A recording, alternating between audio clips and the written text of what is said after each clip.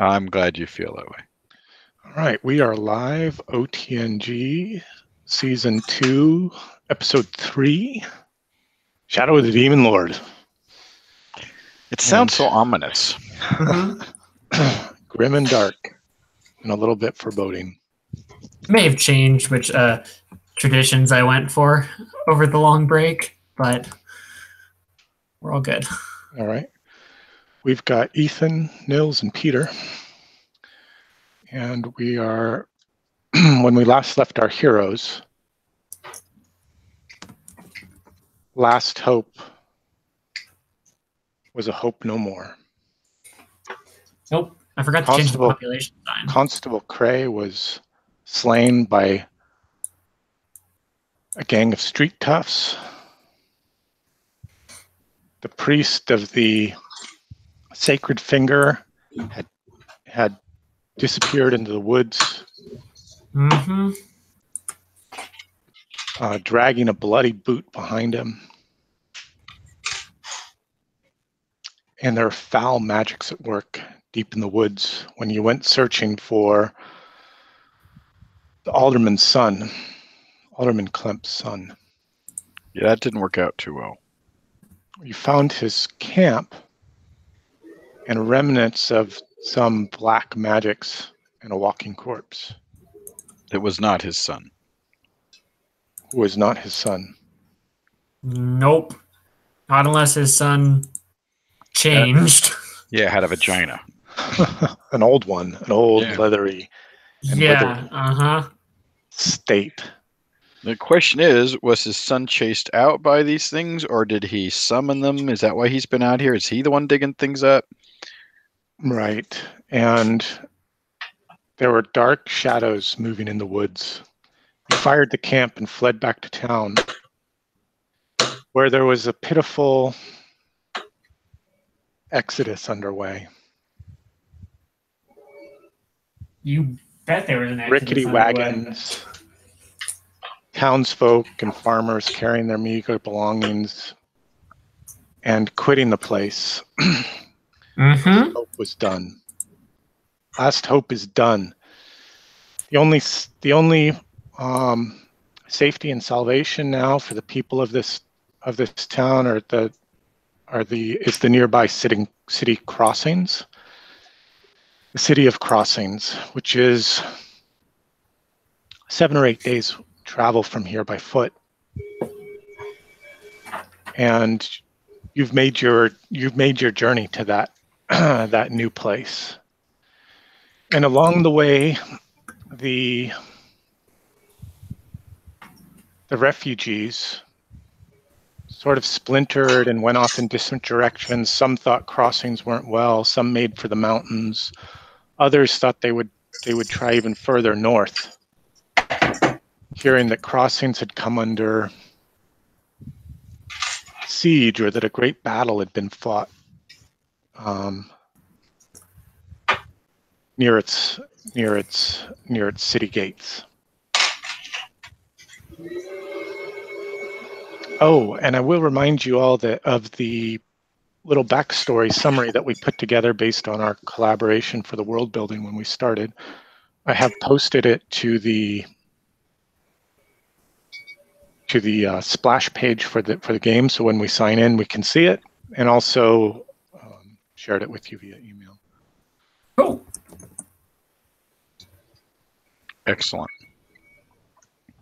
Any questions or additions that you might like to ask or offer for something that I might have missed from our recap from last session? I don't think so. I don't think so either. Let me double check my character sheet here. Sure. What I would like to do tonight is, rather than you all running 2 characters, to keep the focus on 1 character apiece. Okay. And we'll run a party of 3 and see how that works. Okay. I think it should be okay. So why don't you let me know which character you'd like to bring. And remember that last session, everyone got a chance to level their characters. And your Mhm. characters You will bet. continue to level session over session, assuming we can complete the adventure in one of our Mhm. evenings. Right.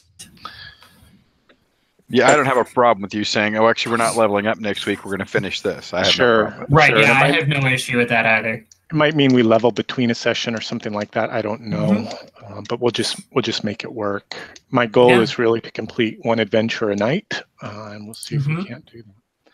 So, who will you bring, Ethan? Morgan. Morgan. Morgan, the young, hopeful druidess.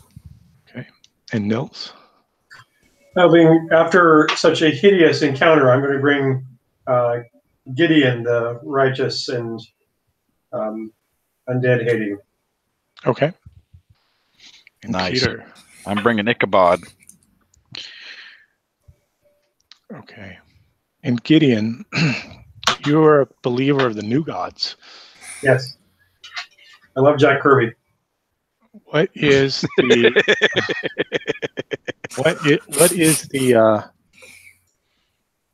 what is the truth of the new gods that first spoke to you?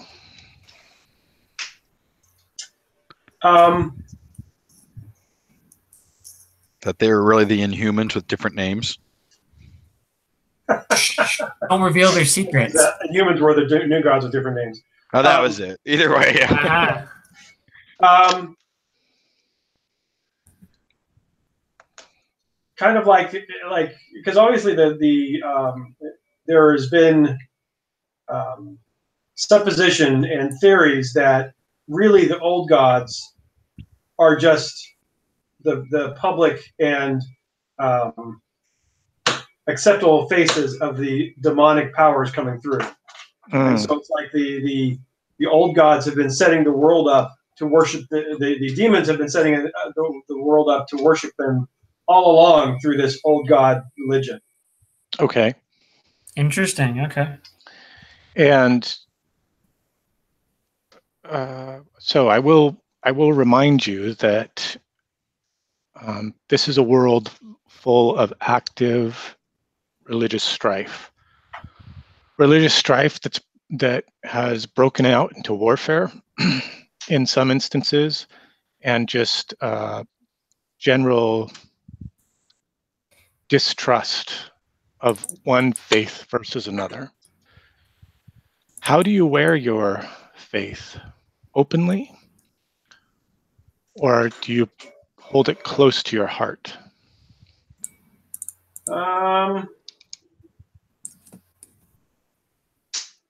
I would say that he is becoming more bold with it, because originally it was his quest and his joining the new gods, or coming to follow the new gods, was based around his realization about his ancestor Ridian. Mm-hmm.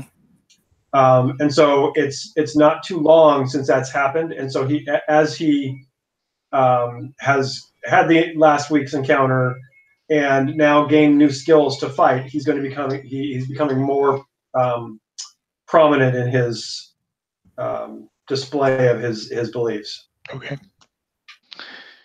And Morgan, if I remember correctly, you worship knowledge. Yes, I worship knowledge and the magical arts. Yeah, the arcane knowledge that you seek and crave. Mm-hmm. And Ichabod, you are, as I recall, you are part of a heretical sect of the old gods. Well, I was a trained initiate in the old gods and got mixed up with a heretical sect, and that ended so badly that I'm finding it hard to believe in anything that people are saying right now. Okay. But to be honest, my view is that the new gods are really demons in disguise that are coming to our world to open the hall. I see. So there's this competing, like, who's really the shadow of the demon lord? Yeah, but to be honest, Exactly. Ichabod's the point where he thinks it's all the same thing. They're using different names. It's just like government. They just change their names. It's still the same thieves taking your money, in taxes. It's still the priest may change, but it's still the same people back in the central temple that are getting money. I think all the gods are the same gods. It's why knowledge and magic are the only true way. I might end up following you, but he's getting He's getting he's very I wouldn't say he's losing his faith, but he's thinking he's very agnostic. How's that? That's an excellent way to put it. Yeah, he thinks they're all wrong, and fuck it, he's going to stay true to himself and try to find the good in the world. He figures there's probably something, but it doesn't matter right now. Well, yeah, everybody's wrong. There's no way humans can know. Everybody's wrong. Exactly. There you go. Let's see. What do I want to find in the internet? I want to find that place. Oh, RPG Now. I'm just saying, if one side were right, there would have been a much shorter war and it wouldn't still be going on. Right. Mm-hmm. No disrespect or blasphemy to what anybody else believes. I'm just saying that's where I'm at.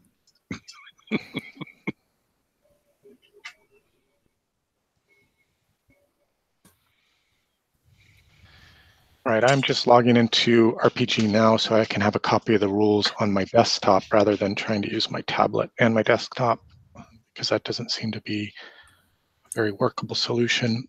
Has everybody leveled their characters? Did you have any questions about that process that we kind of started and mostly finished last week? I think mine were pretty much finished. Okay. Yep. I'm all leveled. I'm just finishing detailing spells and crap. Okay. Yeah, I don't have any of that to worry Something about. about spells for those of you that do go down those paths. Each of the schools of magic does have like a PDF available online with cards for the different spells. So you could either print out the sheet and just have a sheet of cards to reference, or you could even cut them out and make cards for yourself or something like that. That'll be nice. Flipping through the rule book, I it's thought that really was a really tiresome. neat. I thought that was a really neat feature. Yeah, I'll definitely do that when I have time, but I'll do it. Right. That was the password. Because sitting with this rule book here and flipping back and forth gets very, very tiring. Such a big book too. 278 pages. Heck, why isn't this my password? RPG Now. Of course, with all the work I've been doing with modules, I've got most of it memorized.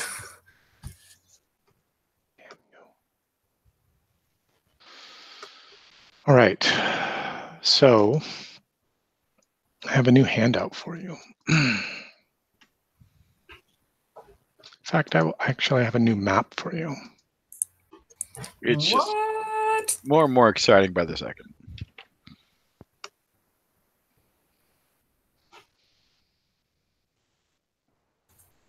Anyone want to present?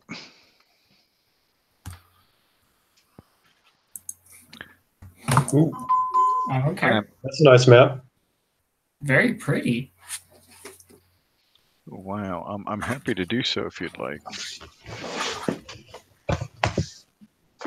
I think it might be a little grainy and I might need to update it with a better image. God, it's huge. Size doesn't matter. Size always matters. And certainly in maps. Mm-hmm. Oh. Maybe it's not RPG.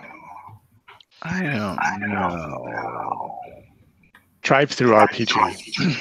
That's what it's Same called, thing. right? Same thing? So my password should work at the drive-through Yes. RPG? Yes, it should. There was just an email last week to that effect that they closed one of the two. They've been apparently the same thing for quite some time. For like over 10 years. Yeah. Yeah, they're closing RPG Now sometime next year, but that's the one that I've always gone to, and they say that RPG Now has never been high in customers and it's dropped off drastically. So I'm wondering if I'm like the one last customer there. You're it. Niels is the last guy.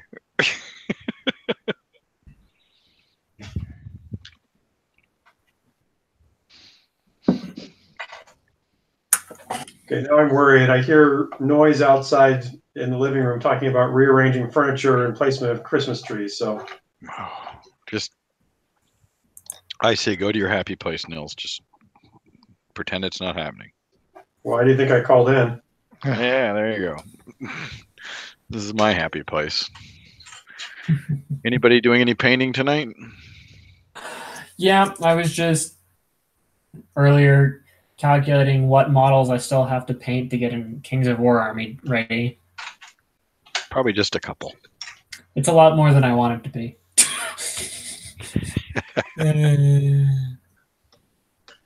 Yeah, I'm thinking. I'm currently working on basing 4 dwarves Mike painted for me. Nice. He does good work. I just finished up one more Dragon Prince rider. Very nice. Suckers take 4 or 5 hours. Well, there's a lot to them. I painted a number of them for Joe. They take a while.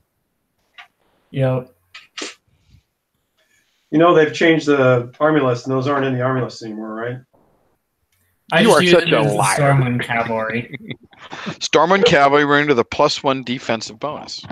Yeah. I have enough cavalry to make an army of Stormwind Cavalry. Nice. Well, elves can do an entirely mounted army. Yeah, I know they can.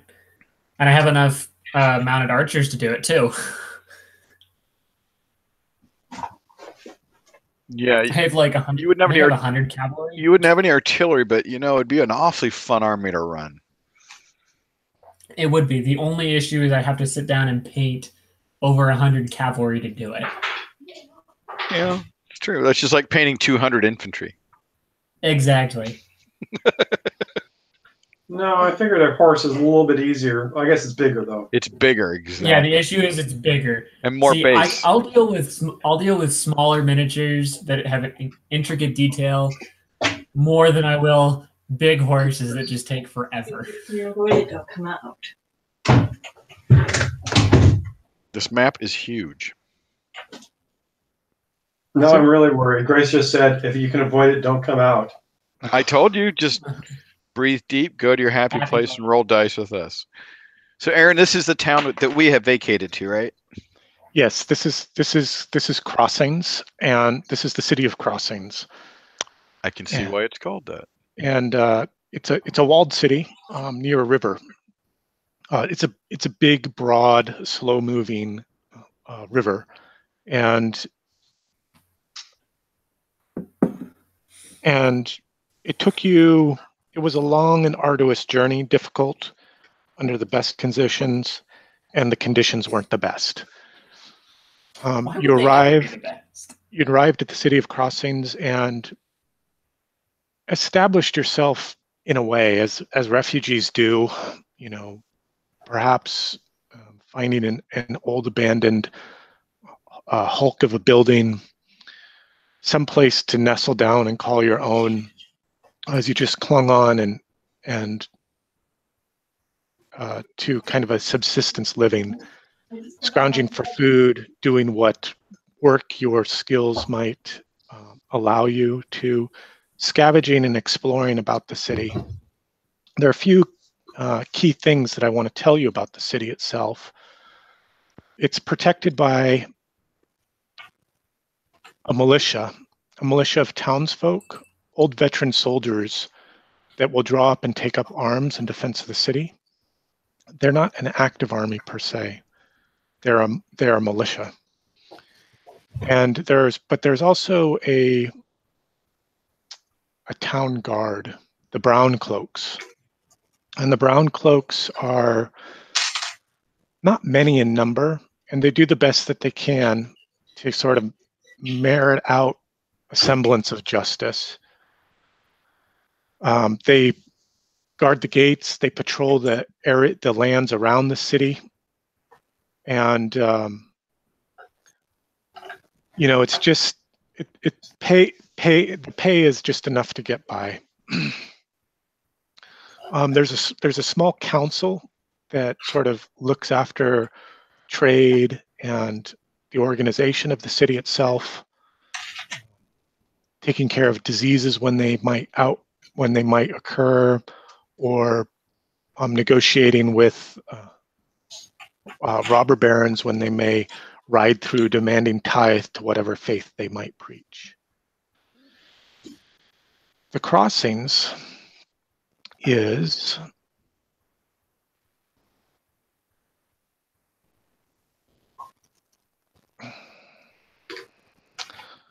a stronghold of the old gods. They have no tolerance for the new gods and the proselytization of the faith, though it's sometimes whispered in back alleys or in shuttered homes that the new gods will be the salvation of the people of the Carillion Empire. The new gods could be the way, but oftentimes when those proselytizations become too great, the brown cloaks seek them out, string them up for public mockery and execution. There was a great battle that was fought near here, but that was last year. And the town is sort of surviving on the scraps and the remains of that battlefield, in the treasure and the equipment that was abandoned and lost.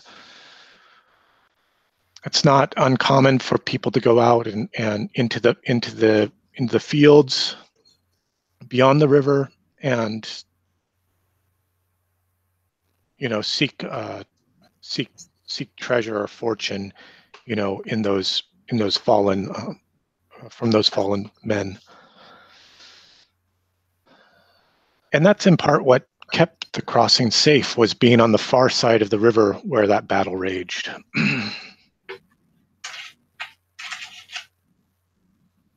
I have a handout for you. Here it is.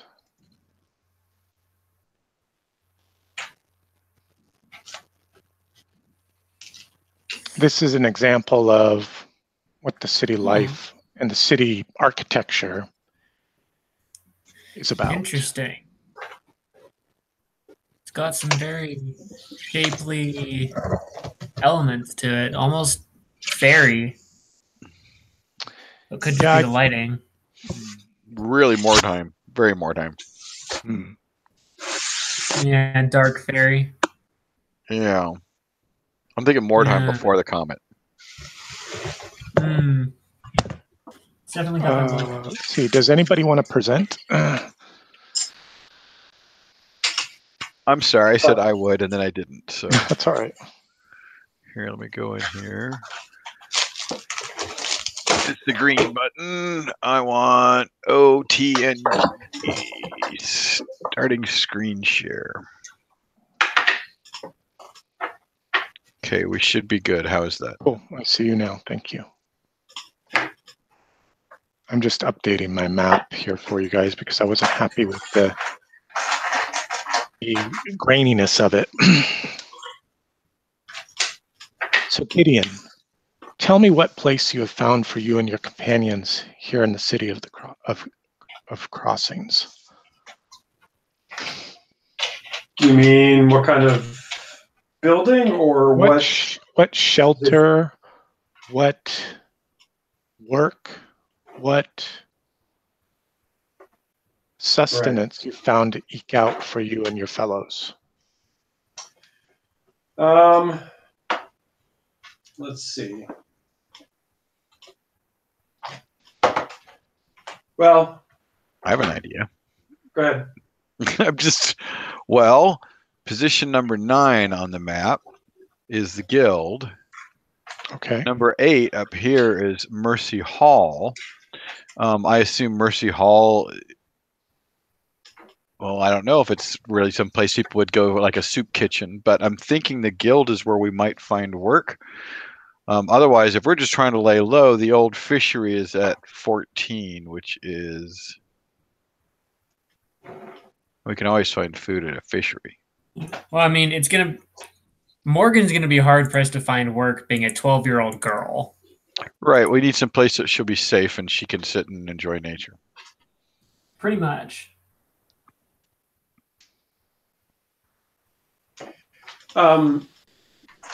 I was going to say that 808-135 being, having a laborer class already and being able to kind of play up his strength and ability to, do whatever is needed in manual labor, is able to probably find some sort of job. That's why I figured the guild would be a good place to be near. Right, but what is a guild of? That's what I was hoping Aaron would clarify. Sure, I will share that information with you. Just let me finish with my map.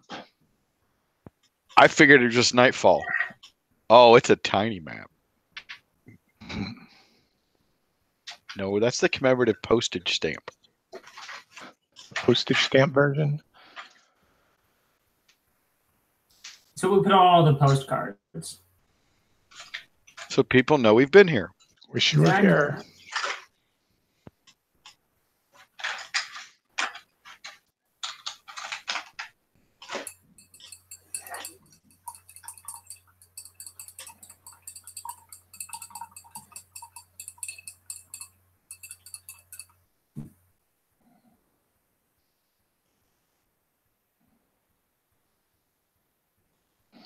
All right, this should be a little more legible, I think. These solid lines within the city, they look like there's walls within the city as well as outside the city. I can see there the solid are lines are roads. Yes, exactly. And Good those are walls they observation. go through. Those are not canals they go over. Those are roads they go through. I mean, walls they go through. Correct. So many of the neighborhoods are walled and partitioned from one another. And if I heard you correctly, you were interested in the guild. That was the first question, yeah. Yeah, so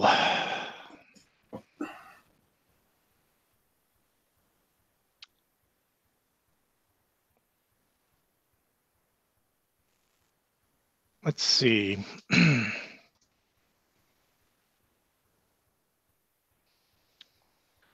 Right. So the guild is sort of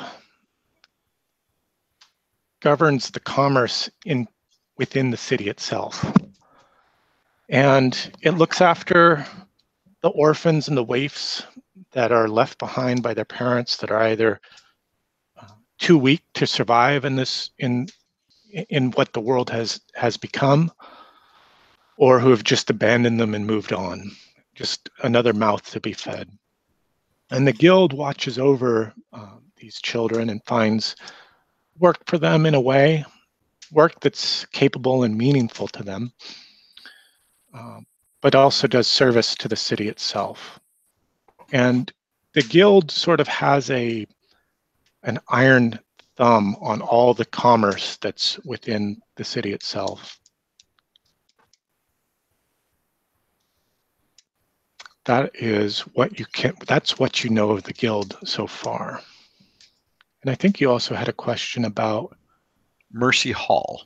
Mercy Hall. Well, Mercy Hall is in fact a crumbling mansion that sits high atop a hill that overlooks the center of the city. Perfect. And it used to be the mayor's home until it was burned and gutted in a riot. And now it's really just sort of, it's a gathering for of those with nowhere else to go. It's a large estate atop this hill, and I'll be right there. the most deranged and depraved make their homes here in Mercy Hall. Sounds like us. Raving and drooling lunatics. That's us. With just, barbaric methods keeping them alive. That doesn't sound like a pleasant place. How about there's not the Office Inquisition. They're not. I'll give you one. So this is sort of what you've discovered over the first few days of your arrival here in the City of Crossings. And then I will ask you again, how you've established yourself in this place and how you fit in or don't in the city. What else can I tell you about the crossings? Well, if no one else has a question, I want to know at the Academy of Engineers at 13 if that's a place that boobies could get a job. The Academy of the Engineers. Well, of course, when you heard about this academy, immediately your ears perked up and you thought, here is a place where technology and knowledge is being preserved. I sense a butt.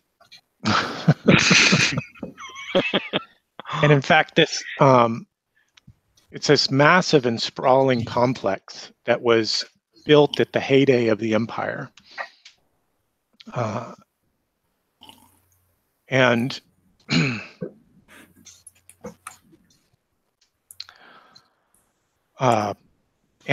many marvels and wonders were created here at the Academy, but also many disastrous experiments, which resulted in fires which ravaged the cities and nearly burned the place to the ground on at least 2 occasions.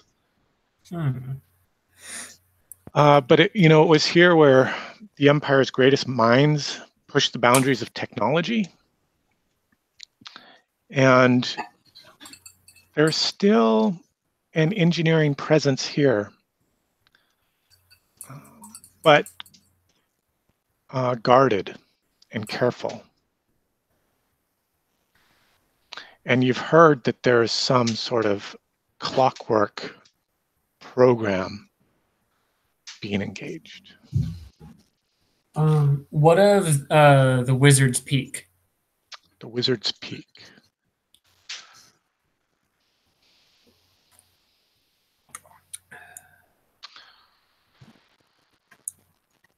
Well, it was there. Here, there was a crazy old wizard. Mad, Classic. some say. Caridius. And Caridius, from his Wizard's Peak, ruled over the crossings some 100 years ago. And the appearance of this tower, this peak that lords over the city, could you point it out for me on the map? I think it's right there. Okay. Yep, that's it. It reminds you of an old woman's crooked finger capped with a red shingled roof. I think that's where Morgan wants to investigate. The tower sort of leans and pulls and beams jut out from it at weird angles. And at night, people talk about seeing green flames blossoming from within. It's also in a district called the Purse, which means it's probably expensive. Well, that's where all the moneylenders are. I mean, I'm just looking for something where Morgan could potentially find something, right? It doesn't really matter. I'm just looking for a place to anchor you guys here in the city. Gotcha. I think as we start opening with our first scene. And Let's this is go with really Old about Town discovery about the town and the city and getting sort of a sense of tone for the place. Yeah. And, establishing a few key landmarks. I say we go with Old Town because I like the name, and it's off the Iron Road. So we came in the Iron Road, and where we came in there we found a place to. I'm sure we're able to find ourselves either an old abandoned place we can fix up, or we were able to. I don't know if there's rental agreements. I don't know what we have. Well, And it's not terribly far from the Magic Tower. That's my thought. yeah. So down here in Old Town, it's like the old government hub for the city. It's not very it's not very populated, and there are only a few buildings here, though many of them are vacant. You could easily Squat. And take up tenants' rights in one of these buildings. But oftentimes, and while not many people live here, oftentimes during the day it's a bustling hub of activity. Sure, a lot of business. And this is, go ahead. I just say a lot of business going on. Right. Mostly the business of running the city. And it's here where you have decided to establish yourselves, to get a sense of what's going on here in the city of Crossings, and see what way you might be able to make yourselves useful. Yes. I'll leave you with that for just 2 minutes. So I just got to run and grab a drink.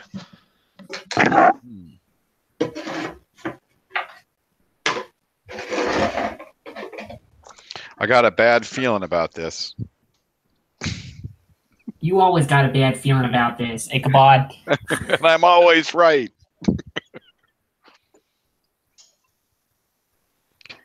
Last time I had a bad feeling about it, it was a campsite full of dead things. Yeah, and I whacked that crappy thing to death.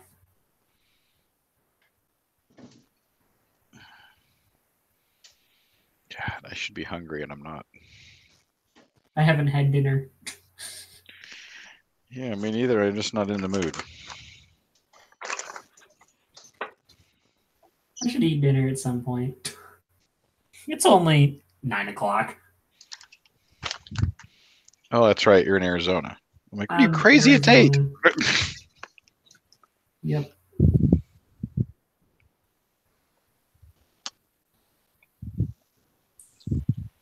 Oh, let's see if I can at least get the base colors down on another Dragon Prince.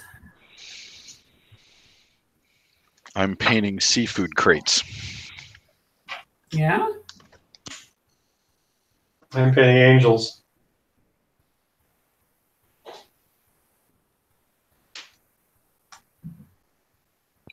Did they have dirty faces? Nope.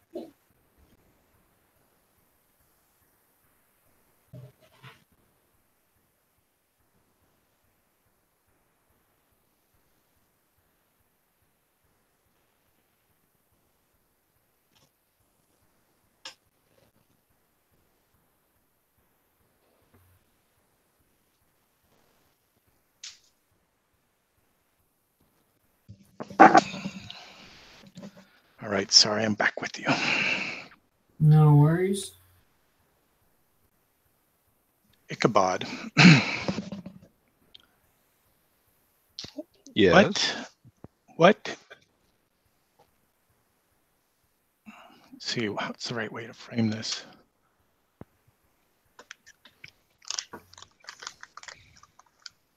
What aspect of your past professions, of your past profession, have you been able to apply here at the town and make yourself useful to the leaders of this place, to the council of the Crossings?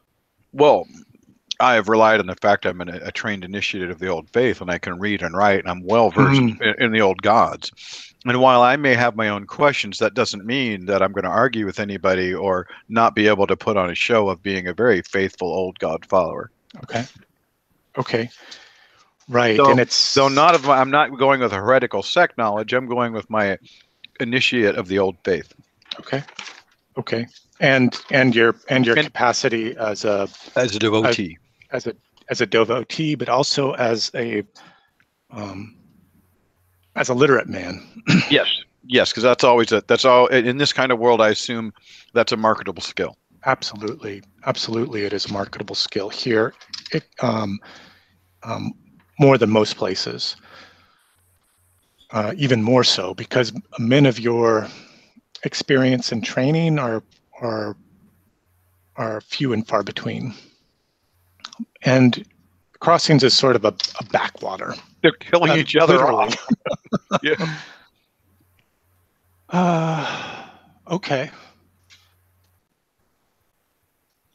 So you and your companions have established yourself here in the city. You've come to learn about the guild, Mercy Hall, and the old Wizard's Tower. Mm-hmm. And Ichabod, one afternoon, you're at work at your scribe table, recording some invoices or receipts for one of the guild families, when you're approached by one of the council members. You've seen this man in passing, entering one of the great halls where such men meet.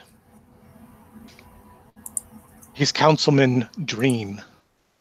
And he comes to you and he says, Ichabod, I have a problem. And I need the help of a man such as you.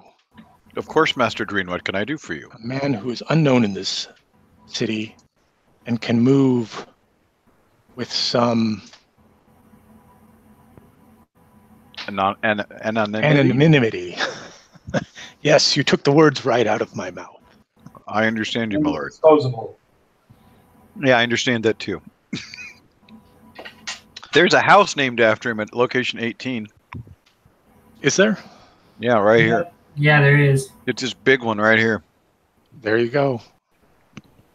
I don't have to tell you who's paying you. Right. He's got money. I meant to ask, what are these little spires? Oh, They're good. all in the city. They remind me of the spires in the minarets in a. They are all over the. They are all over the city, and the town and the city folk call them the fairy spider. The fairy spires. They're white stone, and they soar above the city walls. You know, you've heard people talk about them being each exactly 33 yards high. And they were here when the city was built, and the city was kind of built up around them. There are no doors or windows on them, and any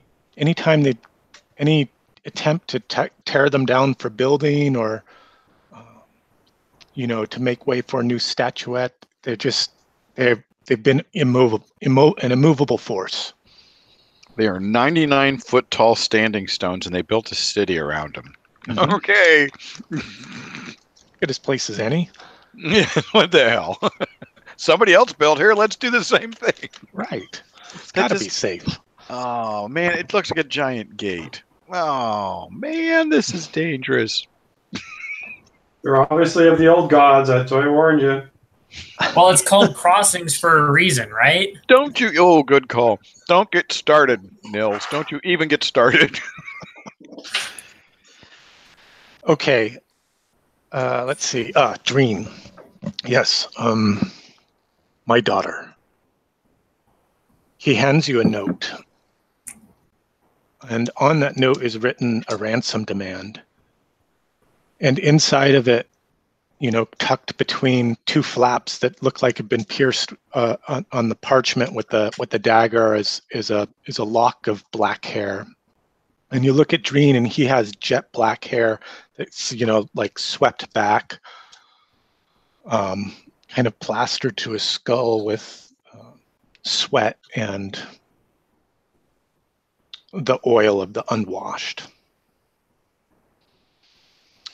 My daughter has been ransomed. Killers demand I pay them. He slams his fist into his palms. He says, they've demanded 1,000 pieces to be delivered down by the old fishery tonight at midnight. I'd see a man like you who trusts in the old gods to return my daughter to me and murder every last one of them. Ooh, murder. For this, You can keep the ransom, 100 silver, parcel it out amongst your companions as you will, or keep it for yourself. I care not. But those men must die.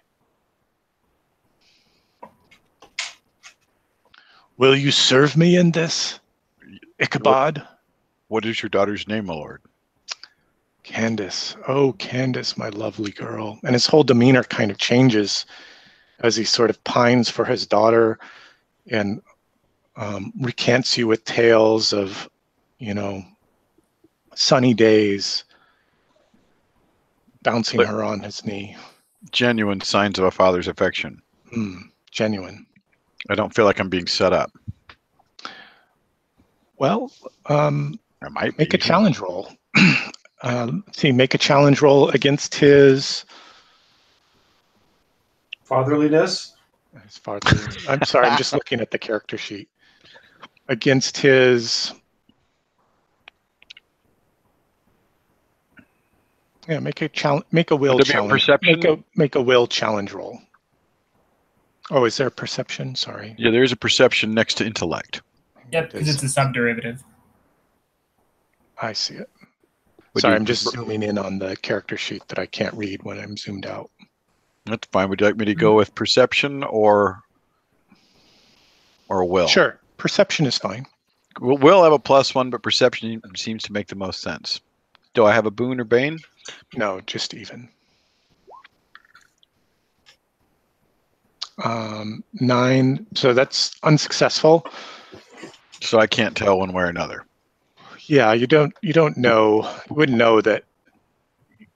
I mean, what you've come to find out about this place is dangerous. Yeah, my first thought was we're getting set up and we're the patsies. So, right. So there is some. You feel there's obviously some danger here. I mean, he's basically demanding that you murder and slay those that would dare cross him and his family. And those are pretty strong words, right? Right, but here's the way I see it. We're murdering, slaying somebody who endangered a child. Right. Now, ask him how old his daughter is. Candace is 16. She's okay. She's not a child, but she's just barely marriable age. She's becoming a woman. And you do get out of him that that Candace was with a man, maybe a boy, a year, 2 years older than her, perhaps. That damn Phineas fret. Those frets, they're always in my business, always sniffing around after my daughter, hoping to take her dowry. And he was with this Phineas when she was taken. If I could string that boy up, I would, but his family protects him. I think, if I'm going to guess, if there's some duplicitous behavior going on, the daughter allowed herself to be ransomed and is using the ransom money to escape her father with this Phineas lover of hers. Or it's even simpler that she's got a Phineas lover he doesn't like, and he's setting them up to be murdered and saying keep the money because once you got her away from them, it'll all be good. There's also that possibility. There are schemes within schemes. You can see them brewing on the surface. Oh, God, we're getting paranoid in our old age. Yeah, well, being paranoid is how you get to old age. Well, I mean, we're starting Morgan young, so that's it. So, all right, my lord, I will do my best to bring back Candace. Candace. Bring back Candace. He hands you a sack of silver, 100 silver shillings, and he says, "For your service, this is yours." And you study the note carefully, and it demands that the ransom be placed in a crate behind the old fishery at midnight. The crate will be marked with an X, and you're to come alone, and you're not to bring the guard, for if you tell anyone, the note goes on to read, we'll slit Candace's throat. Well, my thought is they're going to be watching this crate. Aren't they going to be looking for him to deliver this? Or Did they says, say it has to be him, or can it be one of his agents? it says you are your man. Very good. You know, because they know that a man of his stature, you know, wouldn't stoop to doing as much, right? Right. Or anything. I mean, that's almost why he sought you out. Right. Right. And who carries the longsword in your party? Is it Ichabod himself? The sword that you recovered Gideon. from Oh, Gideon has it. Gideon has it. Yeah, As Ichabod. right as is correct to arm the new god's acolyte. I'm gonna slap him in a minute. Yeah, I am. I've got a dagger and a sling, Okay. but I'm looking for something better because I've got a decent strength. Morgan has a staff that she can enchant. Okay. Well, you also do have 100 silver coins in your possession now, but it's slated for ransom. Right. So I'll ask you, what will you do? Well, I'm gonna go see my comrades and tell them the situation and the job we've been offered. Okay. Morgan's off telling people's fortunes and getting money that way. Oh, interesting. Using her All right. knowledge of magic, nature, folklore, and astrology. She's got to be pretty good at it. Okay. Okay. And she's got the magic gift. Okay. Got that third eye. So when we all come together from working for a living, Yes, honest taking what living. they're given because they're working for a living, I'm going to tell them what went down and that we got a job and we got 100 silver here that we can take care of ourselves with if we do this right. I'm a little concerned that he wants us to just kill everybody there who, you know, supposedly took his daughter. And I'm, of course, sharing my concerns with my friends that I don't know if this is on the up and up because you know how those aristocrats are. They don't really give a shit about us. They're just here to play with us. Mm-hmm. I have no doubt that his daughter's probably, she's either in danger or she's run off with a guy that he doesn't like. Right. So for Dreen, it's sort of a matter of honor, right? I mean, he loves his daughter and he'd do anything for her, but it's like a personal affront against him. Right. That's the sense that you get off of this guy. How dare someone ransom his daughter to him? Exactly. Mm-hmm. Mm-hmm. Don't they know who I am? Mm-hmm. So why don't we just take the money and leave? There's nowhere to go. This is where we're at. I'm sure there's other towns. 100 silver, that's a lot. Well, that's 10 silver, maybe that, like 15 silver each. That's, yeah. Well, see, Morgan is of the mind that if this girl really is stuck, she doesn't want to see a fellow young woman get killed in the game of politics. Yeah, Ichabod's definitely worried about the girl more than he is the father, but I just say we go with our eyes open. And we got to do this quiet. If we end up killing a bunch of people, then we got to do it quiet so nobody knows it was us. Well, at least it's by the fishery, so we can just dump them in the river, right? Good thinking. I mean, that's probably why they brought it there anyway, but like, or had the drop there anyway, but you know. We're teaching them the art of murder young. So what is our plan? Are we going to go put the money there and then grab them when they pick it up? Or are we going to confront them when they come for it? Or what are we going to do? Because if we confront them, they're going to kill her probably. She may not even be there when they come to get the money. That would be my thought. Yeah. So we'd have to follow them. Yeah, we could definitely follow them. Let me see what magic I got. Nope. Nope. What's that do? Carry the nothing. Nothing plus nothing divided by nothing. Carry nothing. So it's still late afternoon. The ransom is expected to be delivered at midnight. you do have a few other details. So let's see, where is the old fishery? Location 14, right? Right there, down by the river. Mm-hmm. As Ethan pointed out, good for disposing of bodies. I'm just putting a couple of marks on the map so we have frame of reference.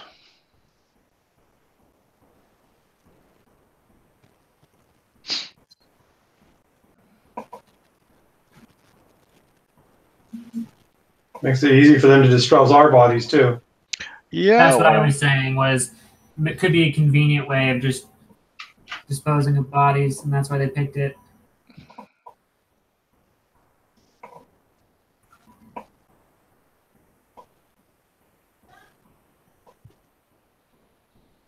All right.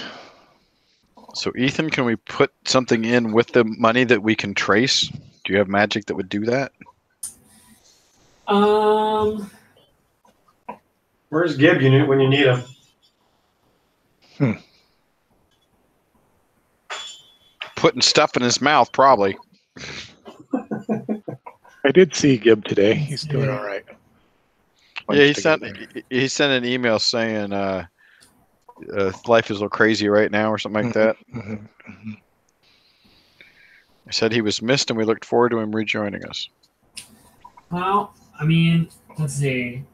That's not really going to help. Hiding magic acorns isn't going to help. Jesus Christ, you really are Gerda. He was inspired.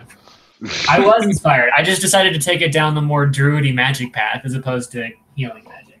Nice. Well, in a world going crazy, I can see where where nature would be a really logical refuge. Yep. I mean, I ran away from my family. Who wouldn't? If your family were nobles, you would too. Do they have to be nobles from this city? I don't know. That's a good question. If you have noble connections, can we use them somehow in this process? I mean, she ran away from her family, but yeah. Well, if she has, are you willing to belong to be a member of one of the quote unquote noble families here in the Crossings, Morgan? I mean, actually, that would make sense as to another reason why we came to the Crossings is Morgan knew people here. She had. Well, it could also make sense to come here because you didn't have any family or connections here because you ran away.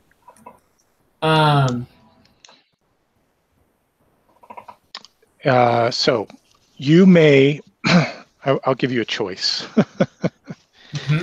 You may be of a noble family from here at the Crossings. So if you do choose that, you know that there will be risk to your person by returning to this place.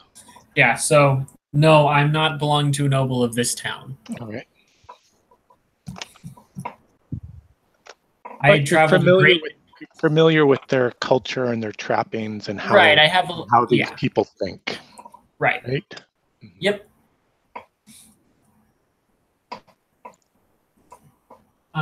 But to answer Peter's question, no, I don't really have any magic that can that we can put on something and then track. Well, I mean, the best I could do would be a combination of spells where I use my magic acorn spell, and we put a magic acorn inside the bag of silver pieces and kind of like bury it towards the bottom. And then I can use my sense magic spell to potentially sense where that magic is going. And that's the best I can do. Well, it might not be a bad backup for if we lose track of them. Yeah. I guess it depends on how much magic is in around this world and in the city. I mean, is it gonna? Can you sense an individual follow a specific magic item, or is it just magic in general? And is like, Let me Or find take a somebody closer worried about look his at cloak this. and It's And now suddenly, it's now supper time. okay, so Six- it's really not going to help Six, because it's seven, about a 5-hour radius. 6, 7 o'clock in the evening. There is something that you recall from your meeting with Dreen, and that was about the boy Phineas. You know, he mentioned him as being Sort of a romantic connection with his daughter, but he was present when she was grabbed, or she was That's supposed right. to see him when she was grabbed. He was present when she was grabbed. But we don't know if there was a connection. we should probably try to track him down. Although that might tip our hand if he's part of the plot. Mm-hmm.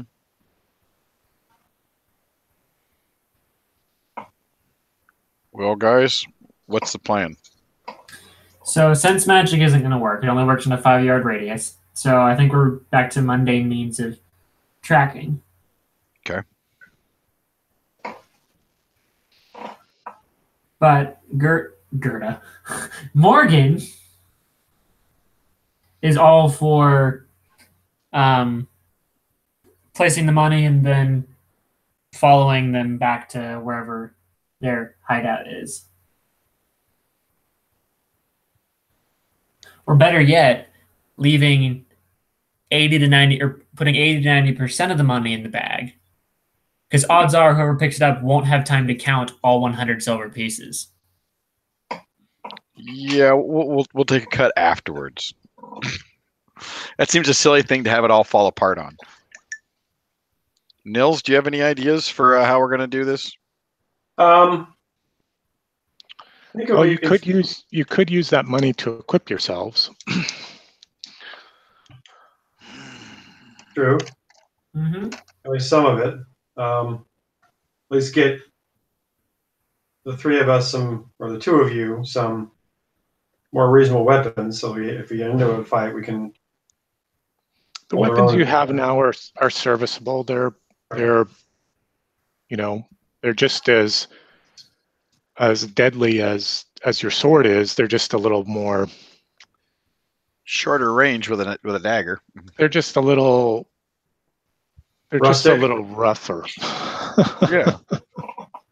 Yeah. I mean, as it is, Morgan, when it comes to melee weapons, the staff is actually about as good as she can get, because she has special magic that can enhance a staff specifically.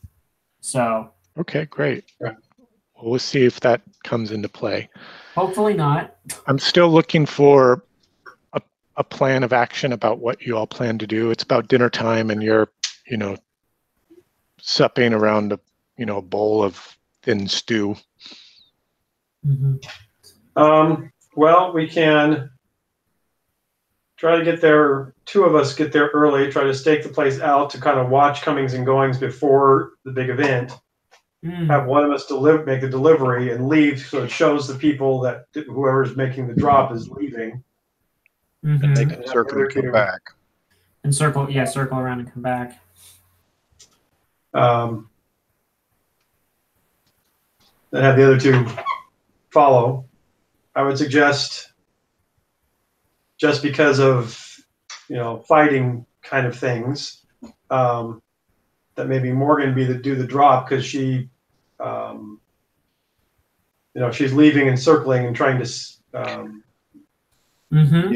Yeah, I agree. That's good. And allow us tough men handle the fighting. Well, she also seems less threatening if somebody is watching. Exactly. True. And then if they really let their guard down and attack me, I'll just unleash a barrage of spells at them. Right, there you go. Okay. So what I heard was that you were going to head out a few hours before midnight. You're going to wait for the fall of darkness. Mm-hmm. Set yourselves up around the area where you think the drop is supposed to take place, and then send Morgan in around midnight to make that drop. All right? Yes, while we oversee. and try to then immediately follow whoever comes to get it. Okay. Let's see. Oh, Yeah. nice plan, Lister. Wonderful plan. I'll just sit over here and chortle, shall I? Gideon, make a perception challenge. Just a second. I've still got my plan. We go to Fiji.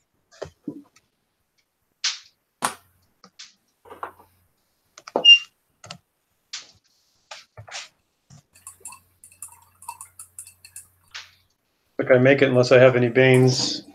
No Banes. So as you're clearing up the supper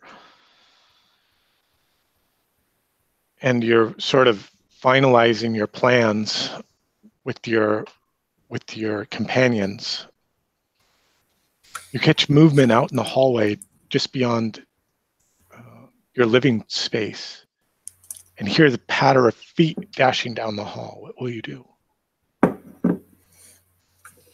Run after him, grabbing my sword if I can on my way out. Okay. Whoever it is probably just stole something. So you grab your sword and you're running out, and you get to the door to the street, and you can see a young man with bright red hair flashing, running down the street. Sort of arms extended. What? Okay. Slightly unbalanced, but running as fast as he can.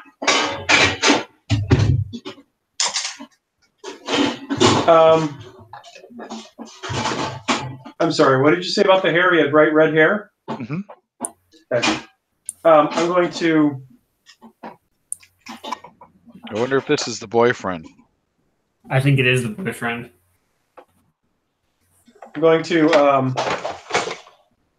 continue to pursue him, trying to find something. I don't want to throw a sword, but something like a bag, a heavy bag or something like that I can kind of, since he's ahead of me, throw at him to knock him off his balance. Okay. Try to knock him over a bit so I can catch up to him. Okay. Why don't you give me an agility challenge? See if you can catch up to him. I believe in you, Nils. Oh, no. No, he gets away. He turns a sharp corner and then two more and then he's gone. He knows this part of the city better than you ever did. Right. We're new to town. That's hardly fair. Okay. What will you do? Execute on your plan? Yes. Focusing on the term execute. Yeah. What was the name of the kid? Phineas. Phineas. Those damn ferts. They're always in Dream's business. Oh, it's furtive. Ha.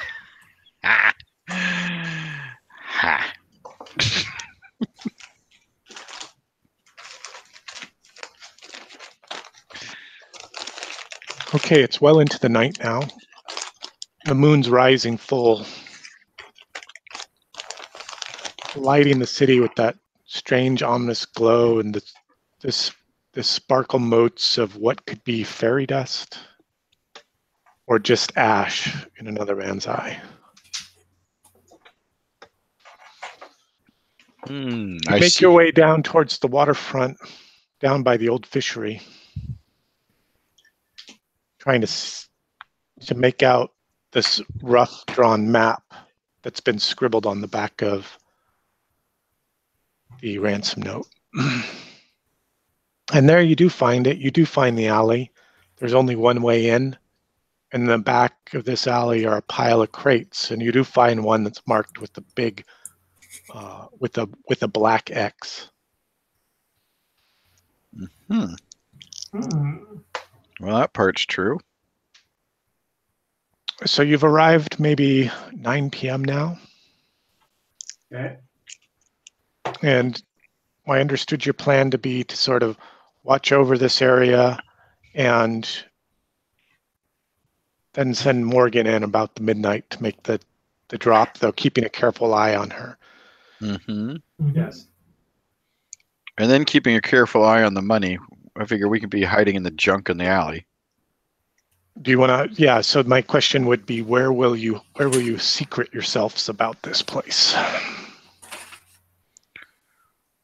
I think we should be able to. Is it an alley that is it a dead end? Is it? Mm-hmm. Yes. There's one way into this alley that ends in a dead end where there's this jumble of broken up crates.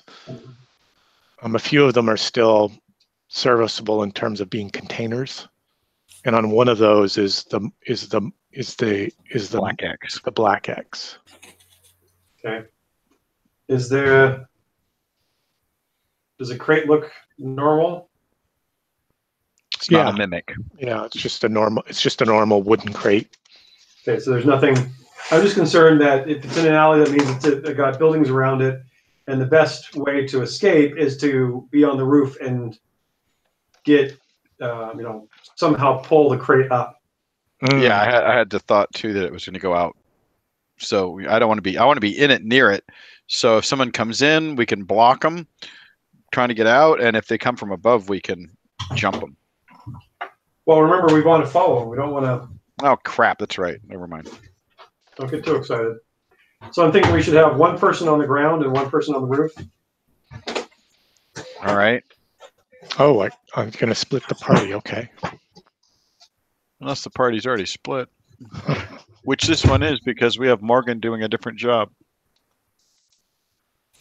Right. Well, I have a base agility of 10, so I'm happy to go up on the roof.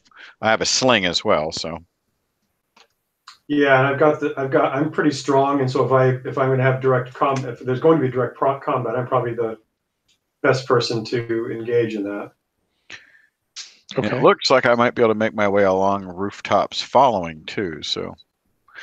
I'm not going to be just hanging out on the roof. I'm going to make myself not visible, Like crouching, drawing your cloak about you. Right, hiding the shadows. Finding a ledge to sort of lean up against.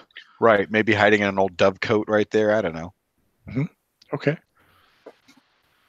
And Morgan, what are you doing while your companions? Are you with them as you're waiting for the witching hour to strike? I'm waiting near Gideon. Okay. And then about an hour before it's time for me to go ahead and make my move, I'm gonna cast Arcane Armor on myself to give myself an invisible defense bonus. Okay. So in case something bad happens, I'm slightly prepared. Okay. That's a damn good idea. And there's no die roll to get that to work or anything like that. It's just consumes one of your spell slots, right? Yes, because it's not an attacking spell. Right, because there's no attack to be made with the spell, whether it would be versus someone's defense or something else, right? I think. Cool. Yeah. So what does Arcane Armor give you? It gives you a bonus to your defense? Yeah, so it grants me +2 defense for the next 4 hours. Okay. And the only requirement is that I'm not actually wearing any armor. Oh, all right, great. So an increase to your defense means that the success to beat you is now higher than it was. Like, if someone attacks you, is it opposed rolls, or they have to roll above your defense, right? They have to roll your defense or higher, or beat your defense. Yeah. Yeah. Yep. Okay. And the same kind of thing would be like if someone is trying to charm you or something, there could be an attack roll against your will. Certainly. Right. And then they're trying to beat your will score. Right. And so this spell only affects my defense. It doesn't affect my will or anything like that. Okay. All right. Thanks for letting me interrupt. No problem.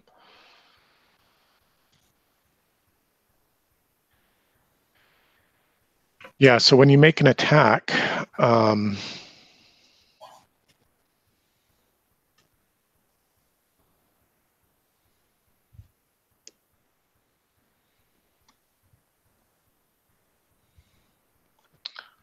do I know if the attack hit? I was just looking to see if it was defense or greater than defense. Well, we won't worry about that right now. I'll keep looking for that.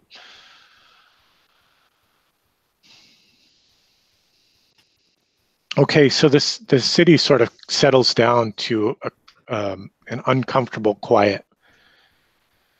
And the appointed hour arrives, and Morgan, make your move. Okay. Morgan picks up the sack and very slowly and carefully begins making her way to it. She's got her staff in her right hand, kind of using it as like a walking stick.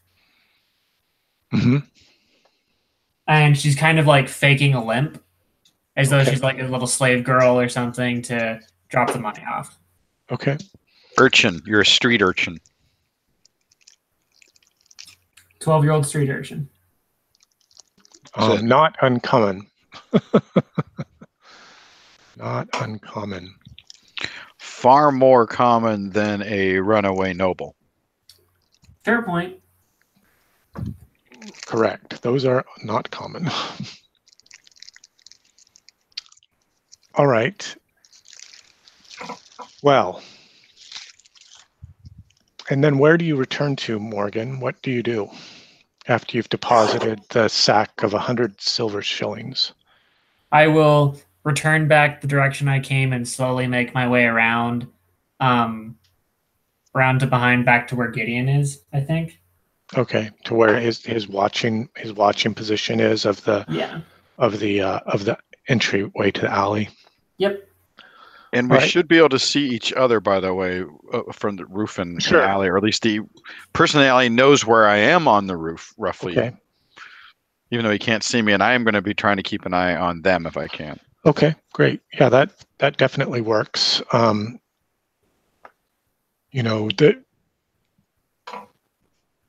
You've found a sort of another one of those abandoned buildings, Gideon, that has a good view of the mouth of the alley. And Ichabod, you're up above the back side of the alley, looking out towards the mouth of it. And there you can see that area where Gideon has secreted himself as well. So some maybe 15, 20 minutes after you make the deposit, you hear someone approaching. It's sort of like a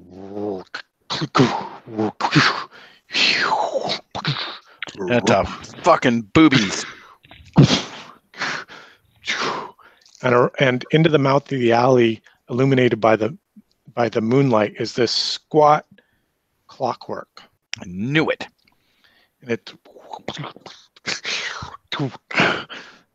goes down and it's searching through the crates, and it finds and it sort of knocks over the crate where you had placed the ransom, and it picks it up and it starts walking, and it starts making its way slowly out of the alley down towards the waterfront. Oh, great. See, this is the trick. Mm-hmm. Right. What's the trick? Get us down to the waterfront and murder us. Yeah, do the Pirates of the Caribbean trick. And walk through the water and lose us? Yeah. Oh. Well, good thing we have our own clockwork. But he's not here. Oh, you're not playing him? He's playing Gideon, the believer in the new gods. Oh, that's right. In this bastion of the old. What will you do? We're gonna have to follow him. Mm-hmm. How? Okay. Well, he's just walking. We assume he's heading. Just because he's heading that direction doesn't mean he's going to go in the water. We're hoping he doesn't. Right. Yeah. So we'll just follow him as best we can for the moment. Yes, and not too closely. Okay. He's easy to follow.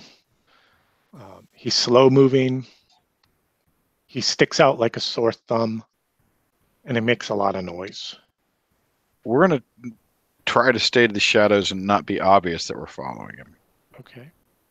See, you're doing it up on the rooftops, and Gideon and Morgan are sort of trailing through the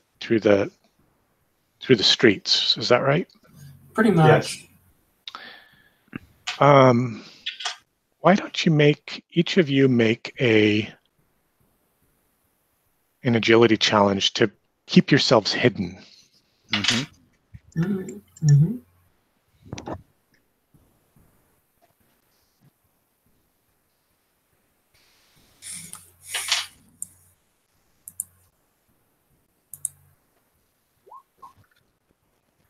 Yes, I succeed. All right, great. So you're quiet and stealthy up in the Shadows of Yes. the rooftops. in the shadow. Morgan knows what she's doing. And so does Morgan. All right, and come on.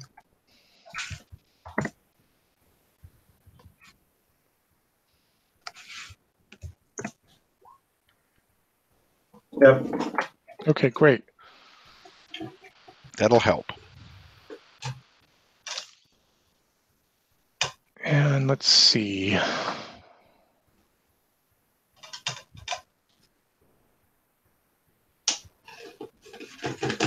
Morgan, make a perception challenge. Okay.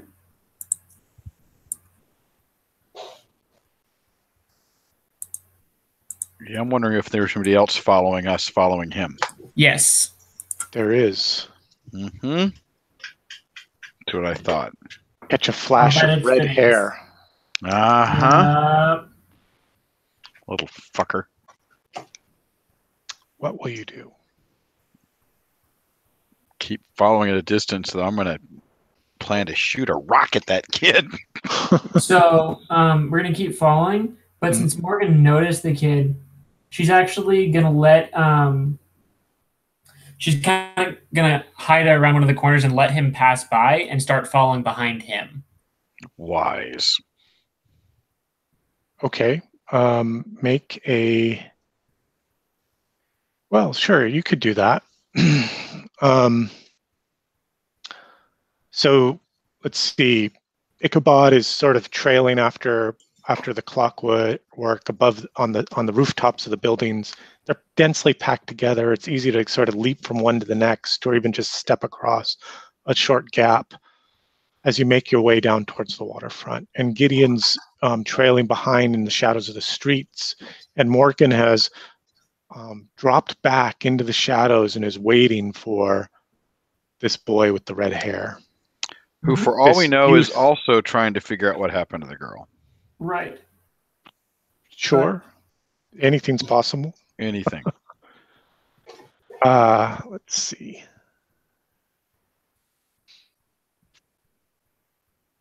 This way, if he decides to flank us, we're flanking him. Okay. I know something you do not know. I am not left-handed. So he comes passing by your position, Morgan, but he's not alone. Mm. Can I count how many people are with him? There are 4 others with him. Are they all men? They're older than he is as well. Do they appear to be well armed? Not particularly, not any more armed than you are. All right. When I see that there's more than I was expecting, I'll keep a slightly further tailing distance. You're going to let them pass all the way by you, is what I'm hearing. Yep. Mm-hmm. And move on. Okay. And then you're going to follow after them. Yes, but at a further pace than I was initially intending when I only noticed the boy.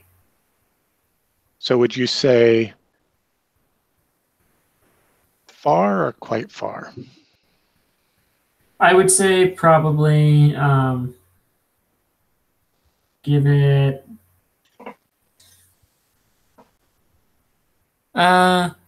far. Okay. She's not Will, who could track these guys blind. Right. Okay. Far. Yep.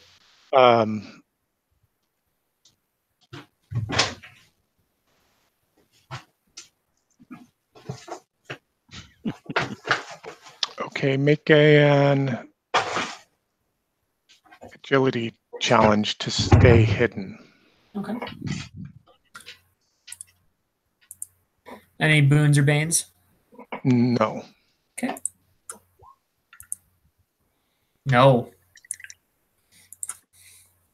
Damn it.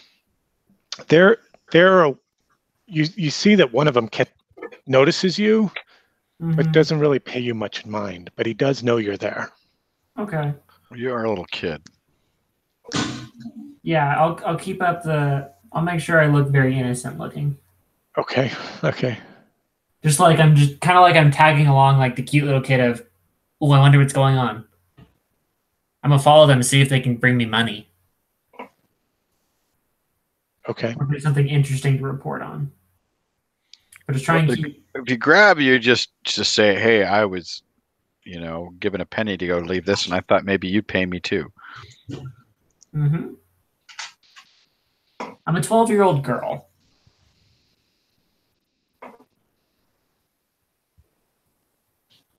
As far Okay. as harmless-looking things go, I'm pretty far up there on the harmless ladder. Right. Right. So you make it. The Clockwork makes it down to the waterfront, Mhm. and he goes out onto a dock,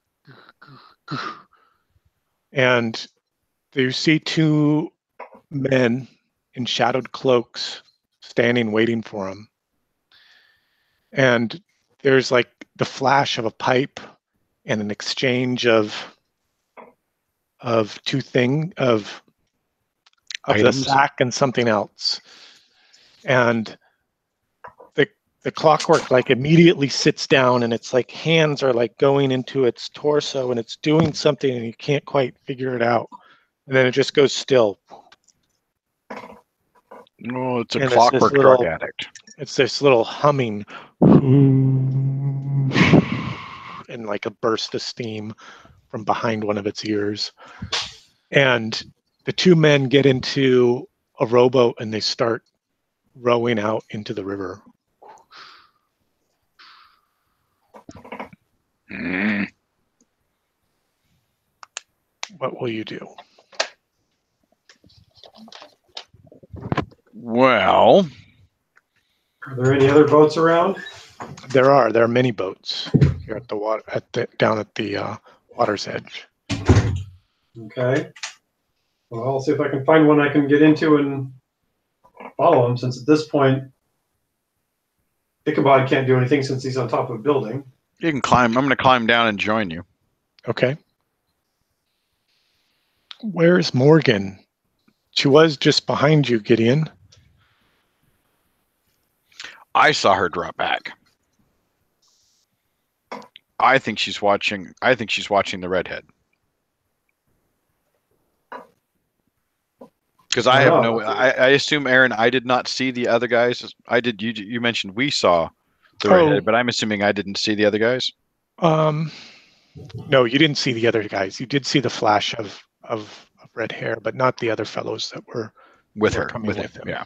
So I'm assuming that she has dropped back to keep an eye on him and to guard our flank because we're a team. But I have no idea what else is there. Right, exactly. So you guys are down at the water's edge. You found a serviceable boat, very similar to the kind of the rowboat or the skiff that these guys have set out with into the water, and you can see them quite plainly on the river. There's like maybe one or two other boats on the water. You know, some are anchored. One's moving like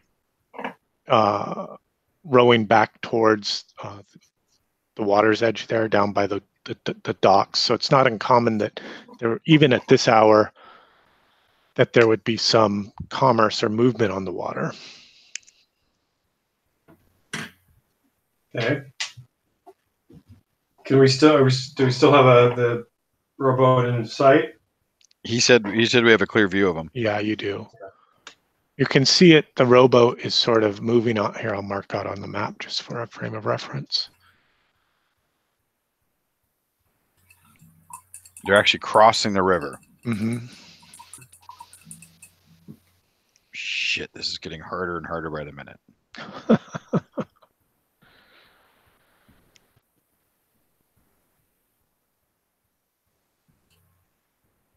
So you see coming running down the docks, towards the docks, is that that youth with the red hair. Mm-hmm. Where is she? Is she back? Did you pay the ransom? I Is he like knew it. shouting at us? Yeah. I'm just not going to even acknowledge him. I'm going to keep He says, I working know on your getting this dreams, ready. man. You don't have to pretend. I knew it from the very moment when I saw you in the study and he was negotiating with you about completing this little job of his. I'm going to turn around and look at him. I said, and you are? I am a Furt. And what does that mean to me? Furt. I love Candace. And yet you let her get kidnapped. What could I do? There were so many. I see. They beat me senseless, and you can see he's got a good, one of his lower lip split, and he's got a big black eye, and he's sort of clutching his arm to his rib cage, to his chest. So what are you here for, boy? I need to see Candace. I need to know she's safe. Where are they? And he's like looking out over the water. He's like, and his like mouth just drops. What? Well, he sees the men rowing away with the ransom. Right. Okay. And he's starting to get panicked. What will you do? I suggest you keep your voice down because they're going to hear you yelling and screaming. We're following them. We are going to find Candace. Now you can get out of the way. Okay. I'm thinking, ooh, you can give me your sword too, you little noble shit. But I don't say that. He is armed. He's well dressed. He carries a blade at his hip. It is a sword.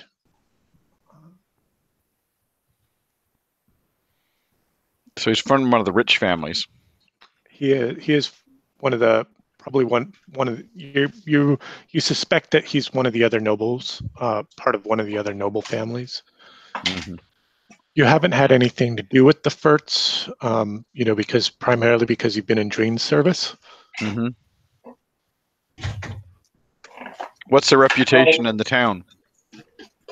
The family. I mean, are they seen as a noble family, or are they a family you don't do business with if you can avoid it? Yeah, it's probably the latter.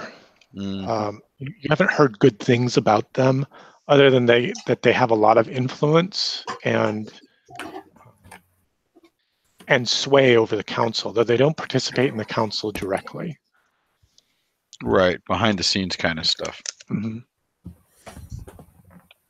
I'll pissed at Ichabod say, come, we lose our trail. At this point, I assume Morgan's come around.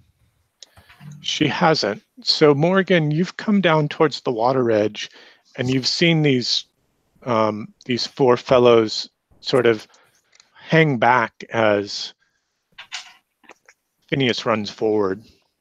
And you can see this negotiation going on down at the docks between Ichabod, the boy with red hair, and Gideon.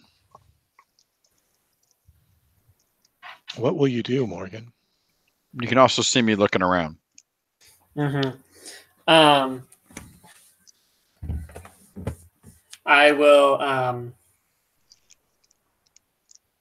come out of where I'm hiding and kind of like run over towards Ichabod and basically shouting, "Hi, Uncle Ichabod," and just run like a little girl to her uncle. Okay. Basically disguising the fact that I was following these guys and I was actually following my uncle Ichabod. Okay. Okay, so they don't stop you, as there is one that's probably within 10 feet of you as you go running down the road down to the water's edge. Mm-hmm. And he sort of gives you a stern look. You might also call it a glower. Glower's good. I just like smile and wave as I run past him. Okay. You make it down to the water's edge, and now the boat's well out into the river, and it's starting to make its way around the backside of one of these small islands. Oh, Uncle admonishes him again to Icky, get in. why are you letting him get away? Get in the boat, child. We have to go. So Phineas is the first one into the boat. What do you think you're doing? We gotta save Candace, please. You think you're going to help or get in the way? I can absolutely help. He gets all, sort of manny. he's maybe 18, 19. Yeah. He is 17 going on 18. Yeah. 17 going on 18. Yeah. Fine. Morgan gets this otherworldly look and starts humming a tune that you don't know. Maybe it'll make her father like him in the long run. Stay out of the way. Okay. And if it comes down to the two of you, I'm leaving you and bringing her home. That's my job. I'm not mentioning the rest of it. I don't care about myself. Just all I care about is Candace. She has to be safe. Why am I not trusting him? Am I really that cynical? No, Morgan says, silly boy. Tricks are for kids. Okay, so the four of you jump into one of the boats and you start. You're going to stroke out into the river and follow these guys. I think that's what Yes. I understood. Okay. Yep. And we're not going to row nonchalantly because we have no reason to. And we're losing them, so we're going to pull hard. Right. Exactly my thought. And Phineas can put his teen energy to work. Okay. Mm-hmm. Okay. And I'm keeping an extra eye on him because I don't trust him. Morgan's keeping a childish sort of like vibe eye on him, and she's playing up the childlike act to hide the fact that she's actually got some spells and some power behind her. Okay.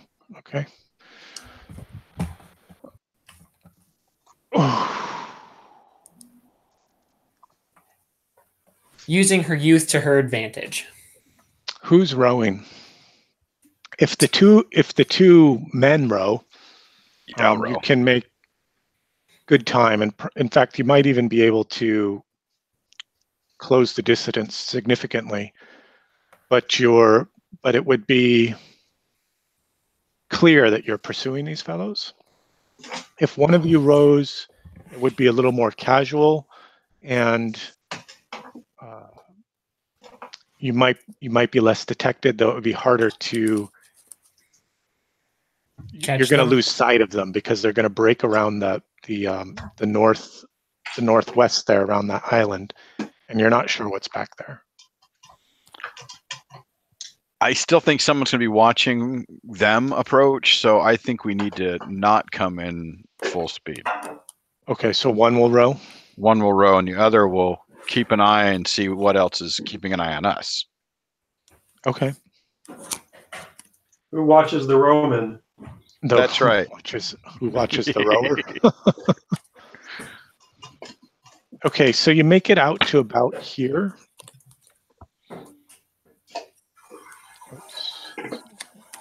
Little square. I saw that. Yeah, you make it to about here. And down at the docks, you see 4 men get into a boat and start stroking out. Morgan will turn to Phineas and say, "Were those boys with you?" What? I don't know what you're talking about. He turns and he looks like furtively off towards, hurry, row faster. Gideon, I guess you're rowing. He's like slapping your knee. I gotta get away. Are those 4 guys in the boat dressed the same as the ones who had come and interacted with the clockwork? No, these guys are more like. These guys aren't wearing heavy cloaks or anything like that. The fellows that came out here on the docks were wearing heavy cloaks. Mm-hmm. These guys are more like wearing simple street clothes. From what you can tell at some distance in a full moon. some 200 yards away. When Morgan ran past them, could she see any like insignias or anything? No. Okay. So those guys weren't with Phineas. Doesn't seem to be the case. I'm going to ask him about that. Okay, So hang on this- just a second. I'll be right back with you. The kids just, or Emily and Lucas just got home. I want to say hi. Quick, read his notes. I can't see. I can't pierce the veil. That's it.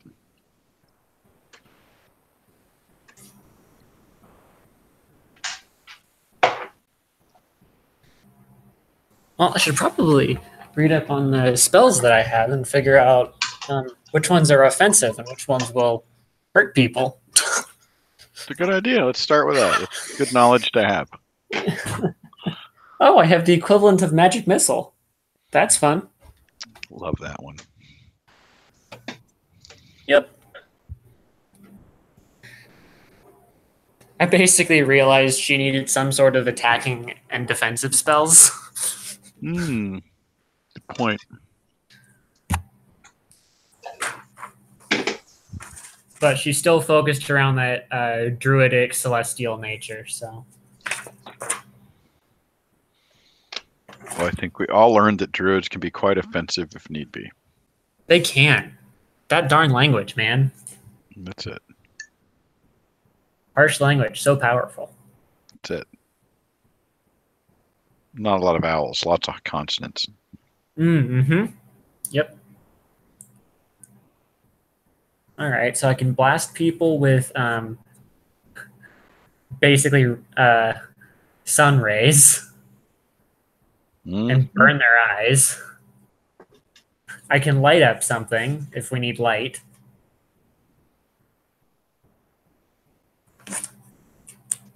I can shoot a magic missile at someone. That's a classic. It is. Okay, I'm back with you. Excellent. What will you do? Well, I'm talking to Phineas. I'm like, so I was on the roof watching you follow us, and Morgan here says there were 4 guys behind you. They weren't with you? I think that those are the guys in the boat. They're not your men? Make a will attack to pry it out of him. If they were, if they weren't. Hold on. So this is a D20. You add your will modifiers if you have any. I clicked on the modifier. Yep. Okay, so I don't need to do anything for Boone or Bane though. Correct. Correct. Oh. No, I'm not good at this. He Should keeps let Morgan do it. He keeps it to himself. He keeps it to himself. Yeah, he doesn't even really acknowledge you. He's like so fixated on the men that are taking the Ransom back. I'm a little fixated on them myself. That's my money. I told Got my you mind on my money and my money on my mind. Yeah, that's it. Morgan's looking at Uncle Icky saying, Uncle Icky, I told you to keep some of the money. Yeah, they'd have known. Okay, so we fade back, from this this parlay on the boat that's happening. Gideon's just stroking hard, and the skiff in front of you sort of disappears around a jetty, and then you're blown a little bit wide. Your boat's blown a little bit wide by a rolling wave, and you come around the jetty and you can see those 2 men like drawing the canoe, the skiff up onto a rough beach on the far side of this island. And there's again like a flash and a flare of a pipe, and the there are 3 men now, like discussing and negotiating down on the beach, and they sort of chortle and hike inland. Let's go, boys and girls. Is there some place nearby, but not in their view to land the boat? You could. There are a couple of things you could do. You could kind of continue rowing out this way, or maybe you could try to come back and beach the boat here And cross over. and then try to get up onto the island and figure out what's going on. The other boat is about right here, and you're about right here, right, kind of where the dotted line ends. And you have an opportunity about which direction you're going to head. Well, I think I like this idea of just nipping right over here and coming over from the other side, because if we come up behind him, I have a feeling it'd be pretty easy for him to look back and go, oh, look, there's a boat full of folks following us. Okay. That's just a thought. Sure. What do you think, Nils and Ethan? Or Ethan and Nils, either way, I don't care. I'm thinking we go up around the way they did, just so we don't go back towards the 4 guys in the boat and have to fight and blow our cover. You mean the ones that are following us? Yep. I'd rather not have to loose spells of blinding light. Mm-hmm. All right, so let's beach it not far from their boat and then chase up after them. Yeah. I didn't like the way they chortled. I never liked chortlers.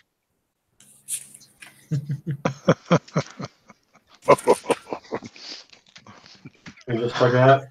Yeah.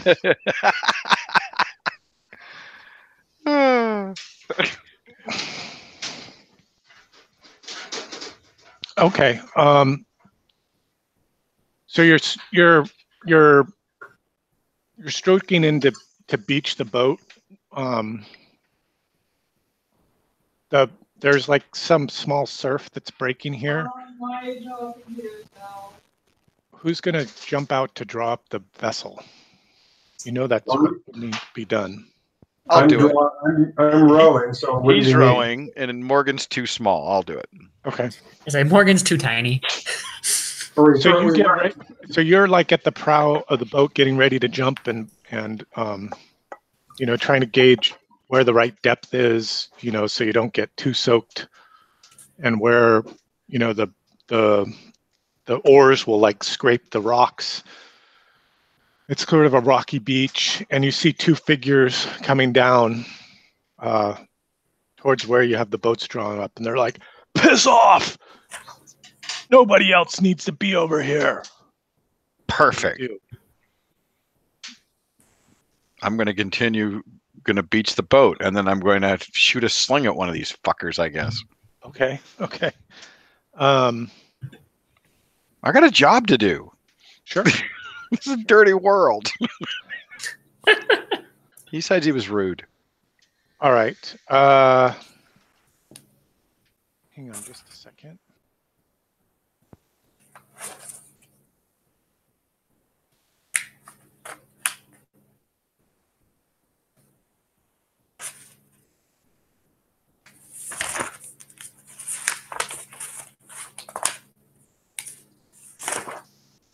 Well, it may be time to unleash a blinding spell. Might have to. We'll see. Warren is first. What first? You just don't blind us. That's important. Yeah, warn you first, yeah. Yeah, I think it was Gib, though. He had the spell that would drain life from somebody right next to him. So that's the one you definitely want warning on. Yeah, fortunately, none of my spells have that. So, Nice. Very nice. I'm not going the path of Wild Sorcerer. I have the rule book in my Amazon cart. I'll order it next week. Yeah, I went ahead and just printed out a copy of it at school because I can abuse my printing privileges like that. It's very, very wise. Take advantage of the tuition you paid. Exactly. I easily print out like 2,000 or 3,000 pages of material a semester. Okay. Hopefully most of that's for school. Maybe. I'm back Yes, with you. it's mostly school. So you beach the boat and go ahead and see. I'm guessing it sounded like Ichabod was going to take a fast action, but what are the rest of you going to do? Morgan's going to take a slow action because she's got to get out of the boat. Yeah, so is Gideon. Okay. I mean, you could take a slow action and get out of the boat. I mean, sorry, you could take a fast action and get out of the boat. That would be your action, right? Or Yeah, you no, could she's stay gonna in the get boat out of and the do boat. something else, or you could, one action. Action is a move or an activity or an attack or something like that. That's an action. And in fast turns, you get one, and in slow turns, you get two.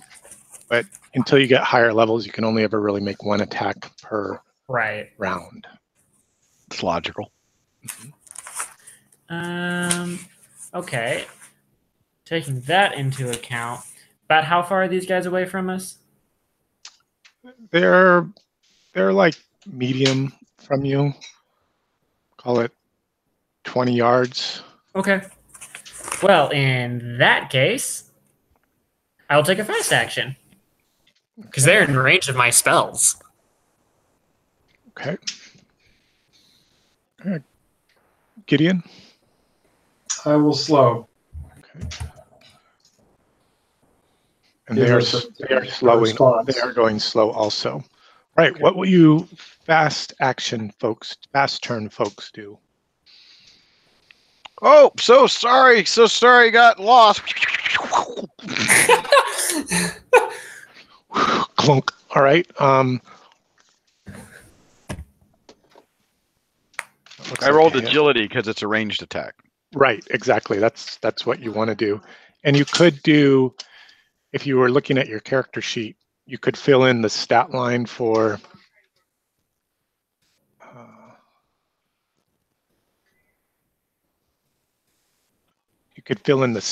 your weapon, and then use the mod as agility, and then all the other stuff, right? And then when you click the weapon button, it'll ask you if you get any boons or banes, and roll all your dice for you. That'd be on the equipment talents. Is that what you mean? It's at the bottom of the character sheet. On the main. Yeah. Ah, I see. Agility. So let's just. Sure. So what I would do is I would hit that add button, or we're doing that one. Yeah, agility. And the damage. I don't know what the damage is on a. On a sling, it's a D3. It rolled right. Yeah, so I got a 2. I have it written down as a D3. Okay. Yep, yeah, that's what it does. It's a D3. Yeah. All right. That is a handy little character sheet. So I hit and did 2 damage. You did hit, and you did do 2 damage, and what the fuck? Go get Frank.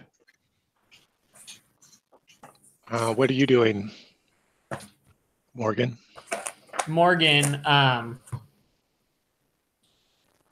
Chants under her breath, lifts her staff, points towards the moon, and raises her other hand and shoots a beam of a burning beam spell basically at the guy who just got hit by Icky's stone. Same guy? Same guy. Okay. Or do you want to get the guy? Oh, yeah, I guess so. Next shot, we go after the guy. That's very cool. What's the effect of this spell? What's it called? It's called Burning Beam. Okay. So basically, I'm taking in this case, the moon's energy and light and just focusing it. A beam leaps from my hand, and I make a will attack roll against the target's agility. On a success, the target takes 1d6 damage. Okay. If I roll a 20 plus, I blind the target. Okay. All right. That hang on, let me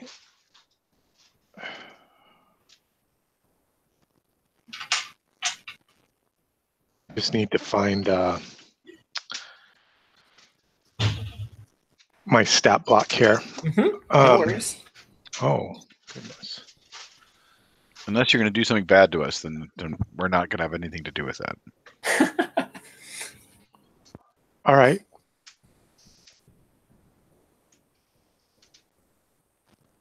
Okay. Go ahead and make your will attack against his agility. All His right. agility is 12. Okay. Let's see if this rolls right. Whoa. Looks good. Oh, You did that- 6 points of damage to him? Yep. Okay. He like leaps back and like there's a smoldering ray of moonlight like burning in his chest. And a goose egg on his forehead. Don't forget that. Nicely done. She's got a talent for the magic. What can I say?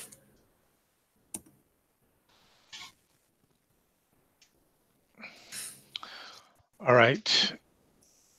Let's see. That was the fast turns. Now the slow turns. Gideon, what will you do? Yeah, a second. Just a second.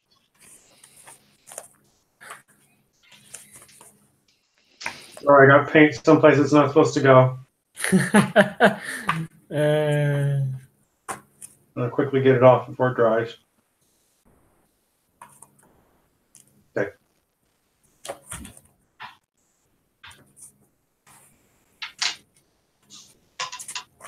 Okay. So now the boat is beached. I am going to rush out of the boat and move to engage the other person that has not been attacked. Okay, so you're going to charge up the beach at these guys? Yeah. And you're going to attack the one that hasn't been injured. Correct. All right. Go ahead and make your attack roll. And that's strength. It would be strength. And if you have your weapon line filled in on your character sheet, you can use your weapon line from your character sheet. That's so handy. Whoa! So criticals. I don't know what criticals do. Yeah, there are no criticals in this game. Oh. Okay. Yeah, the only time that they're criticals are on certain spells when they have special effects, but it doesn't have to do with the natural roll of a 20, it just is a total roll of a 20. But that means no fumbles either.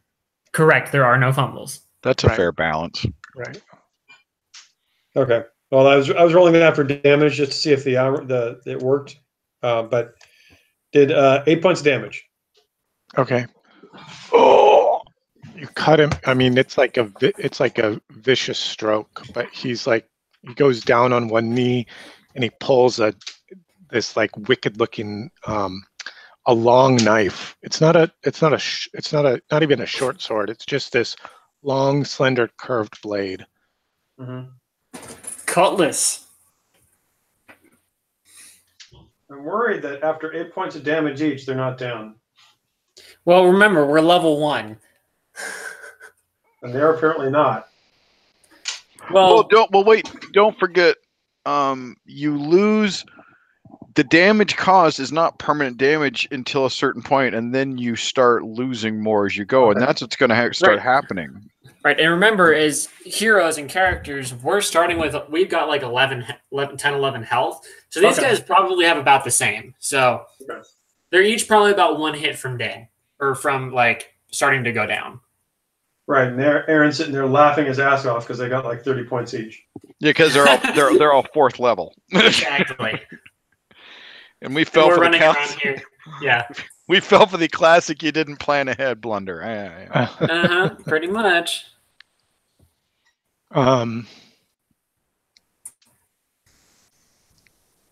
What's Phineas doing? That's an excellent question. He just saw Morgan blast a guy with a beam of moonlight and saw the two guys get smacked around. Probably crying in the back of the boat. Probably. No, he's still worked up. If he is, Morgan will smack him around the head next time. As long as he's in front when they're shooting at us, I have no problems with it. There's a reason Morgan's still in the boat.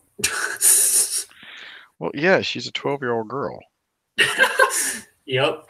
Okay, so there are a couple of things here that we haven't really explored mechanically. So what happens is when you take damage equal to your health, you become incapacitated, and it basically means that you become prone, you fall prone, and you remain incapacitated until the damage is no longer equal to your health. And if you take any damage while you're incapacitated, you die.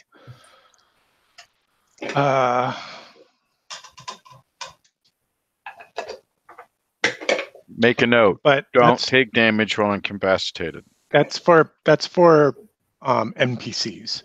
So players, when they have damage equal to their health, they become disabled, and then they start making fate rolls to see what happens to them.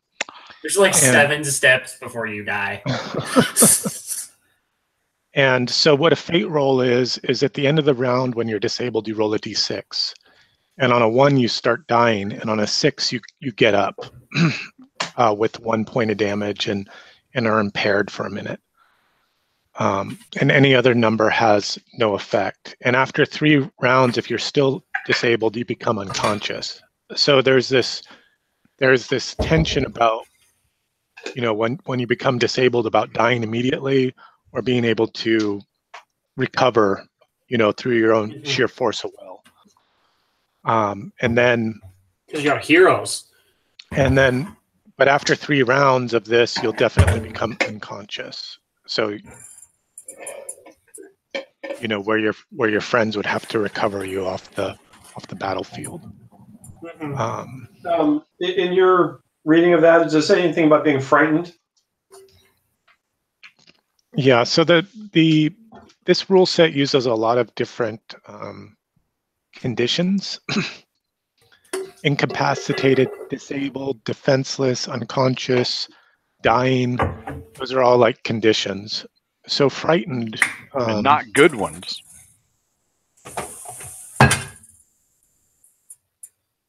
So when you're frightened, you make an attack. All your attack and challenge rolls give you an automatic bane. Okay. And you can't take fast turns. You always have to take slow turns. Yeah. So that's what all those little words at the bottom of the character sheet mean. Are there words? Oh yeah, they're probably like little tags for your different conditions that you could be suffering from, right? Yeah, you click on them. Oh, I think if you mouse over them, it'll tell you what they mean, too. Like it'll give you a little pop. Oh, they do.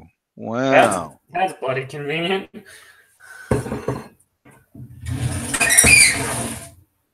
Is that you, Nils? No, that's Ethan having dinner. What the hell are you eating? Rocks. No, the issue is in order to get the silverware out, it was poorly designed. So the silverware door basically rubs up against the oven door. Ah, wonderful. Well, it is very handy, Aaron.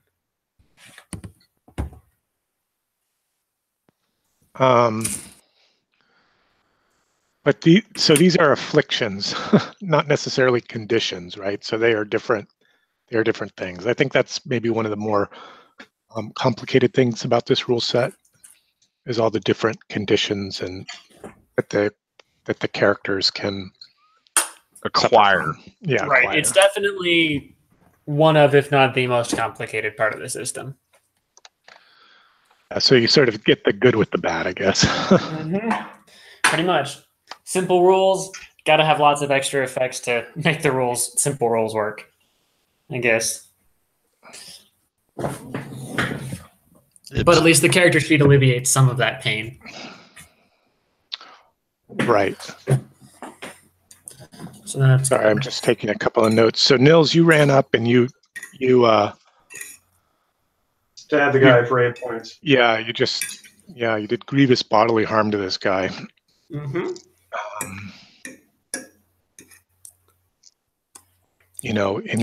He backs off and he draws this cool looking knife.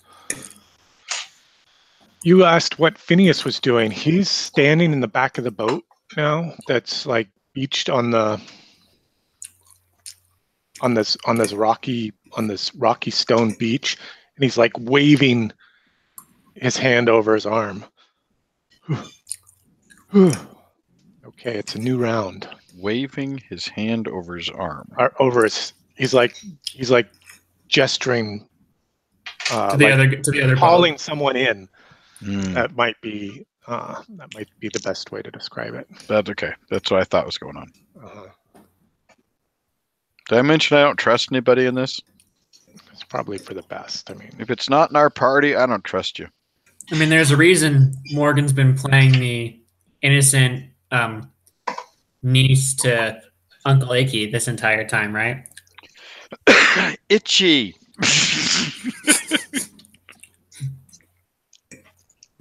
Right. I'm never gonna forgive my other character for naming him this.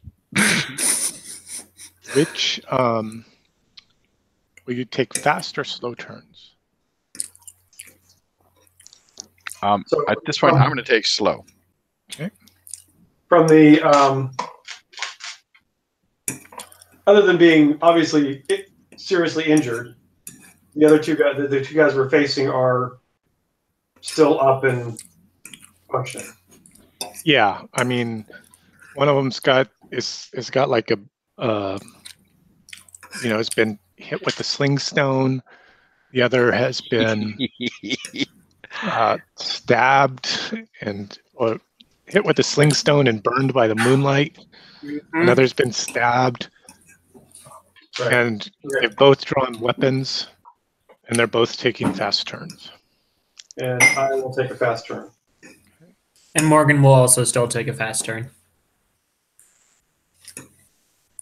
All right, all you fasts, let's go.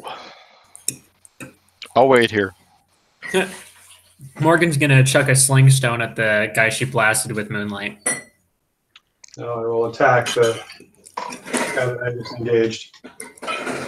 Why don't In general, you I think it's a good idea if we have the ability to, that we have one person stay as a slow, just for like general party combat rules, so that they can react to something else happening. I think it's an excellent idea. Agreed. Yeah, and don't forget like the modifiers and stuff that you guys would have picked up in your leveling of 1. Like I think Ichabod chose the warrior path, which means he gets like a boon with his attacks or something. I don't remember. It was something like that. Oh yeah, there's that part too. In any case, go ahead and make your attacks. Okay. Yeah, I think now that it's mentioned, we should probably have Morgan start taking the slow actions. Well, yes, especially as a magic user, it's good for reaction respond. I can see. Sure. That. Right, she has a wide swath of... Do you want to change your actions? That's fine. No, it's fine. I said I would be fast this round, so I'll be fast. Okay. I'm going slow because I'm still at the boat and need to move up into combat, or at least move forward. Okay. Oh, I think I hit. You're throwing a sling, is that right? Yeah, Okay, sling go ahead stone. and do your damage. Yep. I don't have the macro built for this, but it's just a D3.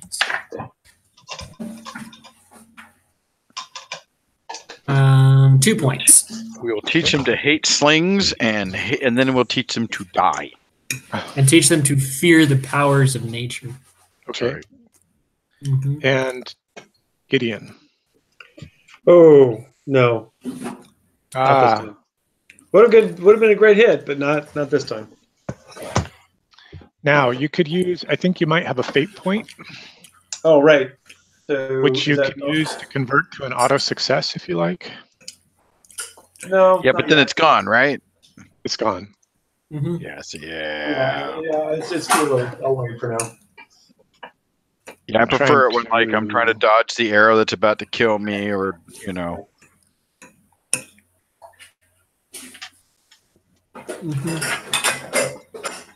I'll be right back. just a Right. personal It's slow thought. people do slow things. Or it's, I desperately need to hit this guy with 10d6 of damage. Right, exactly. I see fate points as do or die moments. That was part of the rules here. We're waiting for Nils. I mean, there's a reason they're called fate, right? But it's not a reroll, it's an auto success. Right. That's the So- fun part. Right, but then that all the more reason that you save it for something really Oh important. no, it's called fortune, not fate. Okay. Or Warhammer Fantasy Roleplay history is coming back. See? Right. Yeah, I'm just confusing one rule set for another. That's it. That never happens. Ever. It's the same effect, though. Makes an automatic success. Excellent. All right, I'm back. Ryan and I used to have that trouble playing Warhammer back in the day because we knew like 3 editions or 2 editions or whatever, and like, what was the rule in this version? Oh, yeah. So, Mills, you have a warrior. Or no, Gideon's a priest or a warrior? Priest. I'm the warrior. I would say the warrior, when he attacks, when you attack with a weapon, you make the attack roll with 1 boon every time. Ooh, excellent. So I just add a boon every time I attack. Mm-hmm. For being a warrior. Nice. Yeah, so fortune points can be used in a couple of ways. The first way is what we just talked about on a d20, turning a failure into a success. So when another player rolls a d20, you can spend a fortune point to give them 2 boons to the roll. Oh. A little bit And- of halfling one. And the third way you can spend fortune is when any player, including you, rolls a d6, you can spend a fortune point to convert it to an automatic 6. Hmm. A D6 for what purpose? Any purpose or Any purpose. Damage, solve a like- puzzle, whatever. Yeah, right. Mm-hmm. So it could be for like a damage roll or a boon, right? Where you wanna get the highest result for your boon. Do I use the red ring or the green ring? Rolls a d6, rolls a 1. I'm going to use the red ring. No, you're going to use the green ring. Okay. I like that you can use your fortune points to augment someone else's roll. That's Right, Yeah. that's actually really cool. yeah, that's a neat mechanic. It's the halfling battery without having to have the halfling. Right. Though Hammy was a fun little shit. Oh, he was. But it just means that we have an extra character slot. There you go. Okay, the one that that just got slinged by Morgan like turns and runs. And the second one, Run, you coward. the second one that was meleeing with Gideon, like slashes out at him, and let's see what this is going to do here.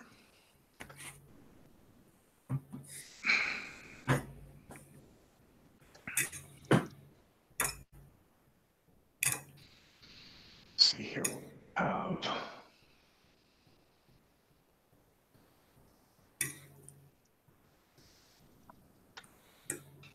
have.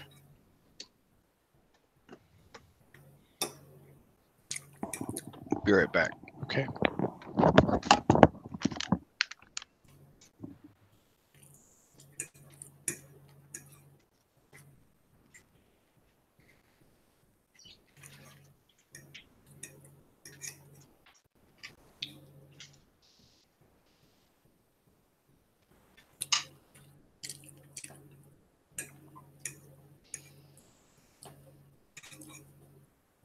Okay, so he slashes out at you, but I'm pretty sure that doesn't beat your defense. Is that right, Nils? Attack of 7.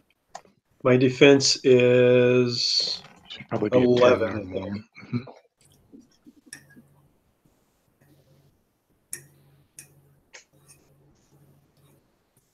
All right, so that's a miss.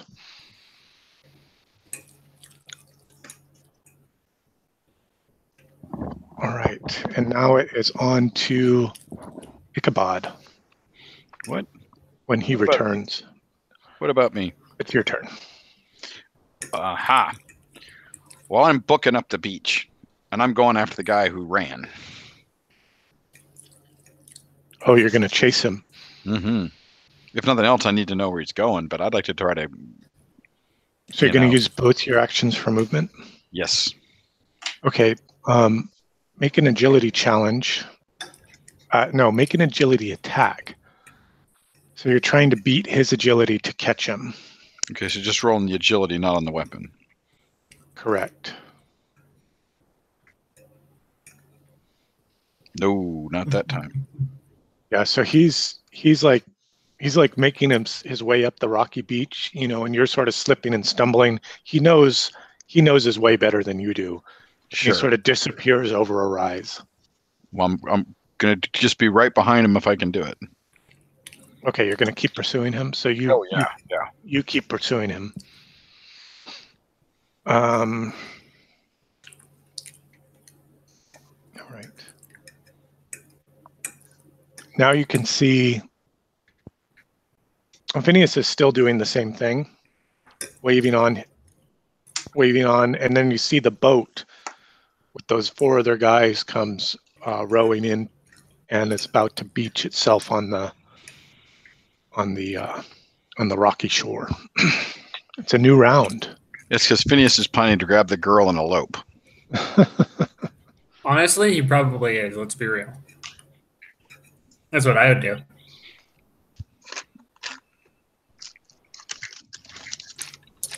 All right. Excuse me. It is a new round.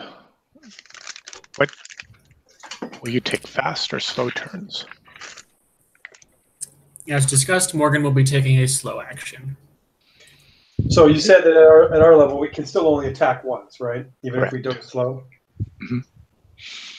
Unless there's something special about the level up that you got. Let's you something There's more. not at this level. My something special is you get nothing special. And are you going fast or slow, Ichabod? Well, if I go fast, I'm still moving twice, right?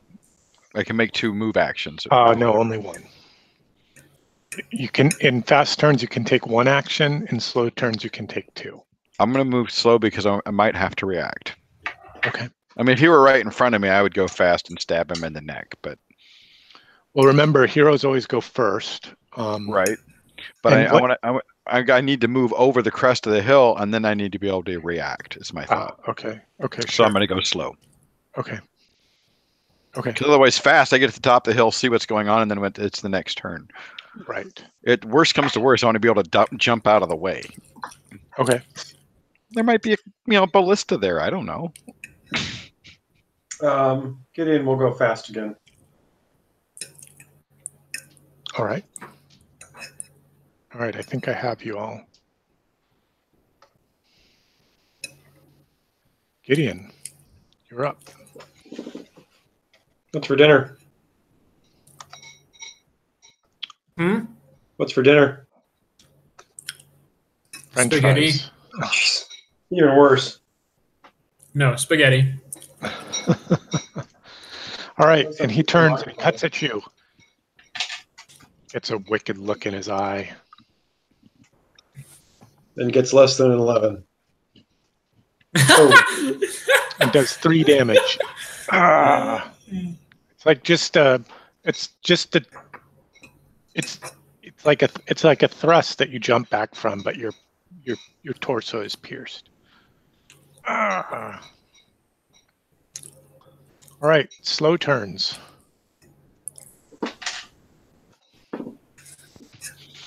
Okay. I Go for it. I crest the hill right where he ran.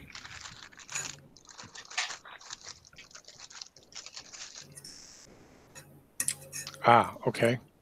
And cresting the hill, it's actually not a, well, it is a hill that kind of leads up to a plateau. And you can see the fellow is maybe 20 yards or 10 yards ahead of you.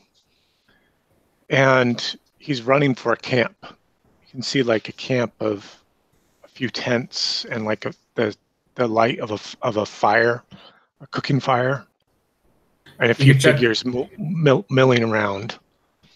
You could chuck a slingstone at him, try and finish him off or incapacitate him. Well, they haven't seemed to do anything. He's taken 10 points of damage. Anything more, and he's probably going down. Too far for me to catch him and stab him to death, so I guess I'm going to have to take a slingshot. Right, because I mean he's doing a slow action, so he'll just double dash and get to the camp. You could catch him. You could catch him at this point if you used your move action. I'm definitely doing that. Okay. I'm going to leap on him and slit his throat or stab him, whatever it is, to shut him up. Okay. So you're going to try to do this quietly and viciously. Grab him to the ground and just shank him. Make your attack. Just lay down. And I get a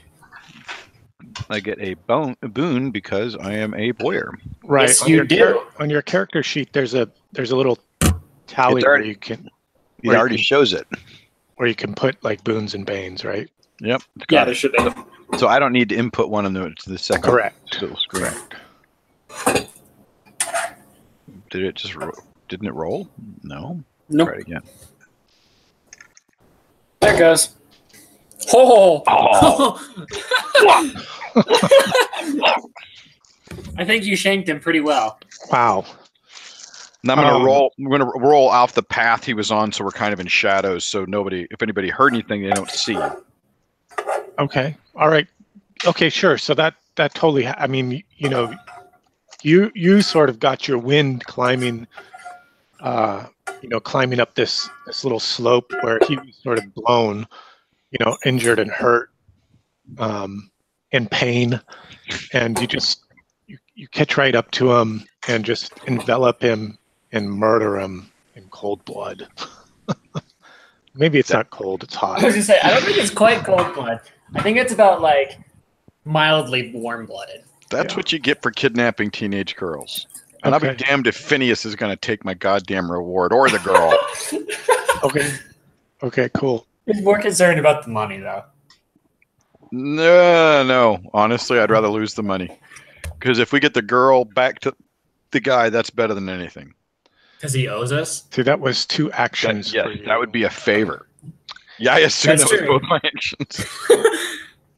Okay, what are you doing, Morgan? Morgan, excuse me, is going to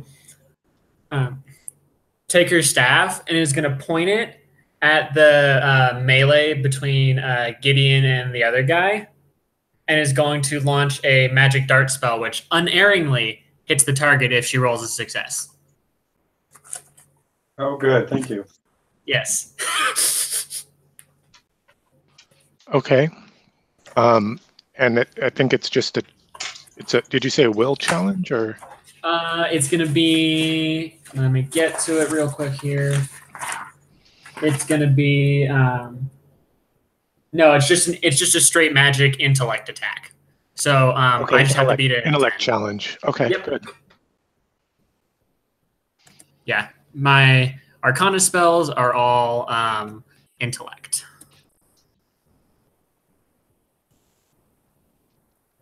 Which is an interesting little mechanic. All right. Did it roll? I have no idea. Nope. It did some. You threw like a spell to the chat, okay. but it didn't throw a dice. All right. Okay, I'll do this manually then.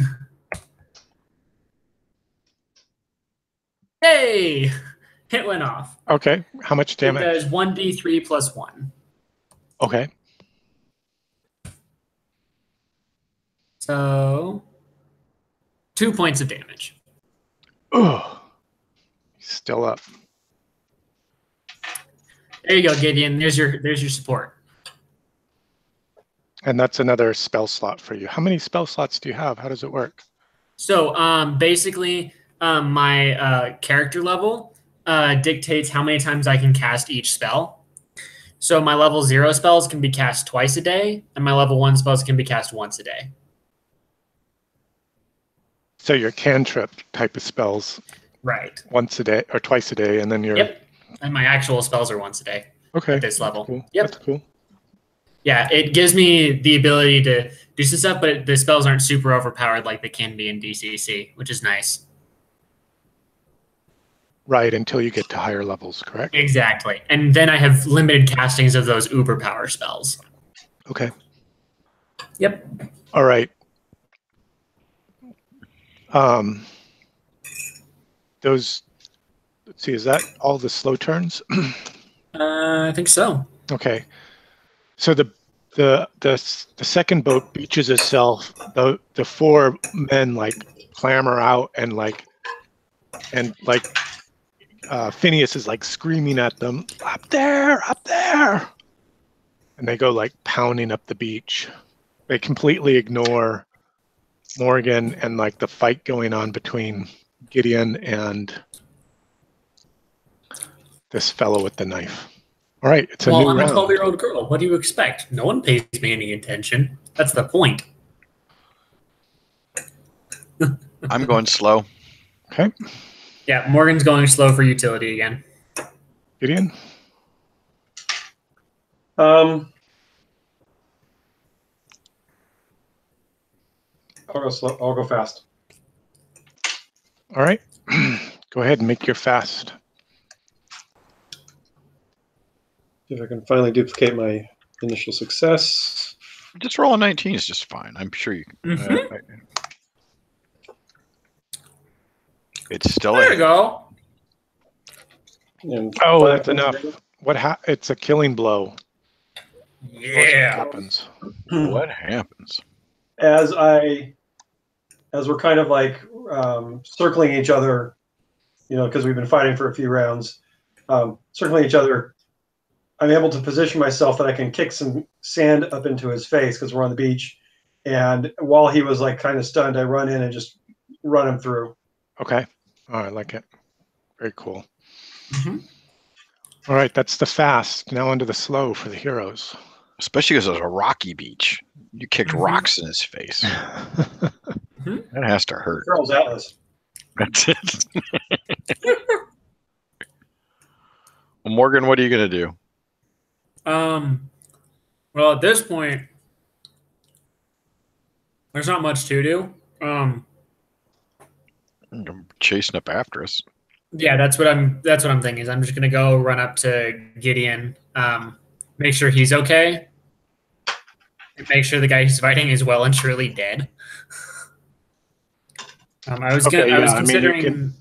Yeah, you can ensure he's dead by making attack against an incapacitated creature. Yes, I will do that. Okay. So That's my staff of destiny. You sort of run up to him and just crunch with your staff. Is that right? That's exactly what I do. Okay. It's what they would have done to us. Yeah. Ichabod. Okay, what can I see in the camp? So, you've like tackled this guy and you've like laid him down into the long grass and put your dagger into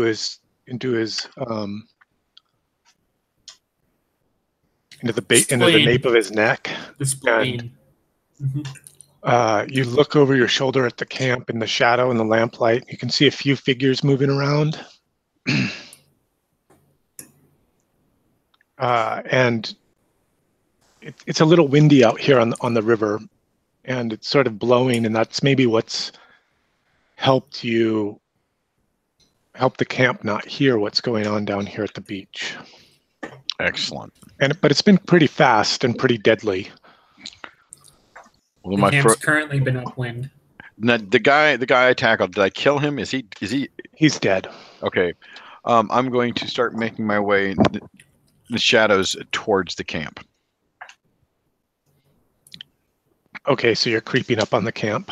Yep, trying to approach from the direction of a tent.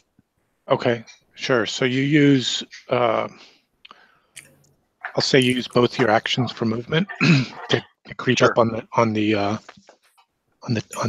camp, and you're coming up on one of the tents. Is that right? Correct. Now, just so you know, I am trying to ascertain where she is, and she's the priority.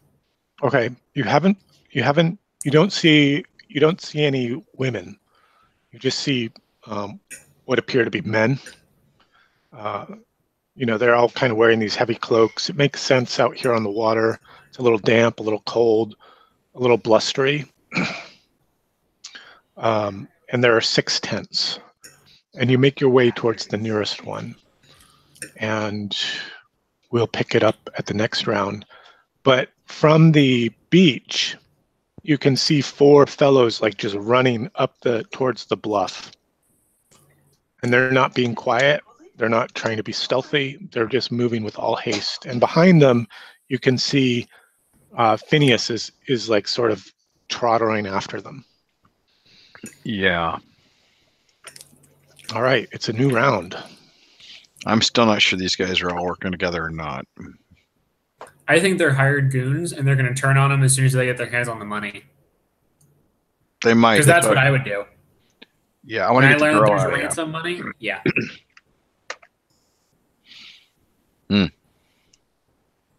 I'm going to do slow just because I prefer to have 2 actions to be stealthy and to do things. Okay. Gideon? And in my situation, I'd rather be reacting than acting right now. Let's see, Gideon.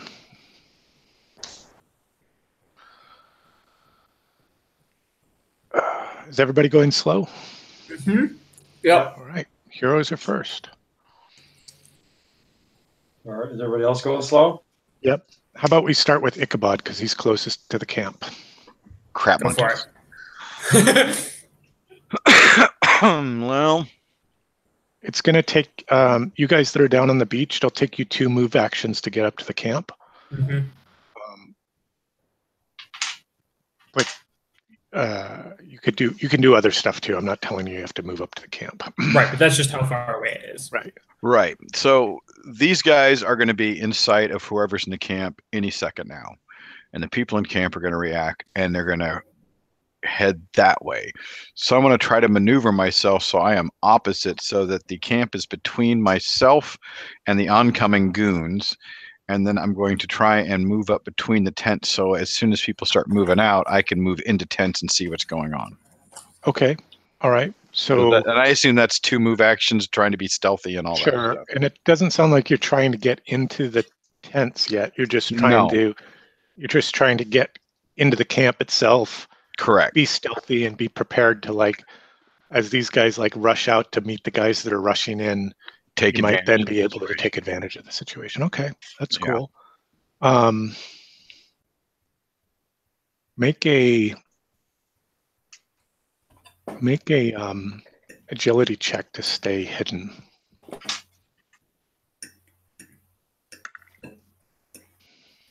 Yeah. All right. Yeah. So you're just creeping through the shadows and the long grasses that are sort of like those sea grasses, right? Mm-hmm. And I am listening for any sound of a woman's voice. I'm still not convinced she's not involved. I don't know what's going on. Okay. I trust no one. He's wise. Just like your religion. That's it. That's it. I've lost all faith in everything. I don't believe anyone. I've seen too much. All right. Morgan and Gideon, what will you do? Just quickly move up the beach to, but also I'll kind of as we move, I'll try to tell Morgan we should not get engaged with whatever goes on up there. Mm-hmm. Obviously the 2 groups are probably going to be fighting. We should try to move around, find the girl, and get the girl out before they finish fighting. Exactly my thought. Are there any acorns or nuts or seeds or plant-like things lying around on this island at all? Yeah, there are like scrub grasses and things. Okay. Then Gideon, I will tell you, if you use both your movement actions, you could catch and engage. You could become within close range of Phineas and his party. No, do not want to do that. But you are gonna use both your move actions to get up to the camp area, towards the camp area, onto the top of the plateau. Yeah, and basically trying to like they were doing, like Peter was doing. I was going to try to move in like an opposite angle, opposite of the direction they're heading towards the camp. So like go to the other side. An oblique approach. Yes. Nice, Okay. nice vocabulary word. Okay. I like that. Morgan, what are you doing? Morgan is going to, as she's beginning to follow Gideon, is going to pick up a handful of these like grassy pods and is going to imbue them with her nature magic, using magic acorns to prep them in case they need to fight. Okay. So let's see, one action to find the plant life, and then one action to cast the spell. Yeah. Mm-hmm. Right. Basically, 5 of the little pods in her hand, if for 1 hour, if she throws them at a creature, there's an agility attack roll, and they take damage. Okay. Okay. And how many of these pods can you imbue with this? Up to 5. Oh, so are you doing all 5? Yes. Actually, roll a d6. But let's see how many I find. See how many you find. Yeah, because it's kind of barren and rocky out here. Right, and it's dark, so 3. Okay, so you find 3. Yep. So I imbued those 3 with the magic. How long do these? Up to an hour. Up to an hour. Okay. Yep. All right. So Phineas and his party, they like come running like pell-mell into the camp, and the other guys are like, "What the?" And it's like just becomes this brawl between the two these two factions. Phineas's party is a little outnumbered, though. You know, as you start to count the numbers, and they're down a few, and then glad we didn't run in. Right. You know, a few fellows run out of the tents. You know, it's just this swirling melee, and you just hear Phineas screaming, "Candace! Candace! Where is she, you bastards?" Mm-hmm. I have a feeling she's not here, but I am listening to see if I hear a.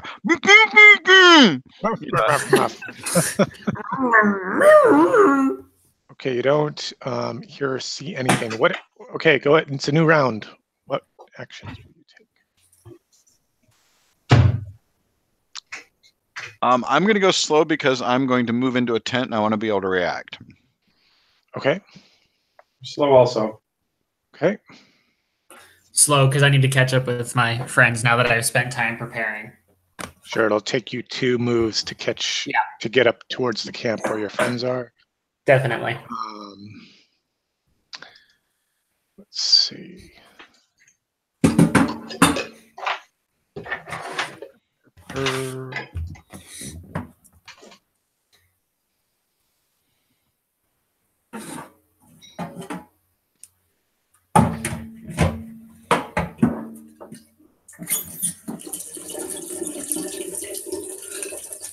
Alrighty. So the two opposing factions are just laying into one another. Going at it, hammer and tongs. Hammer and tongs. And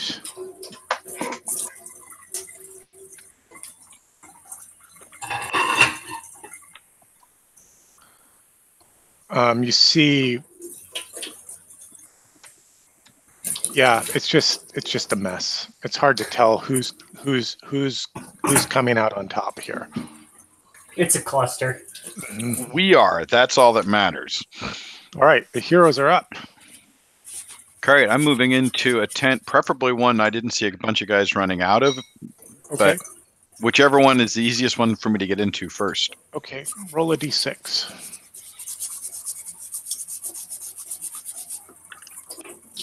12. Yeah, it's empty. It's just like got a couple of sleeping mats in it. I'm moving to the next one as quickly as I can. You could use your second move action to do that. I will if you do do, you might be seen. You know what? There's a melee going. I'm going to take that chance. Okay, go ahead and roll a d6.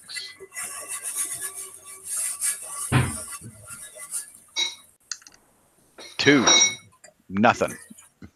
Well, Yep, nothing.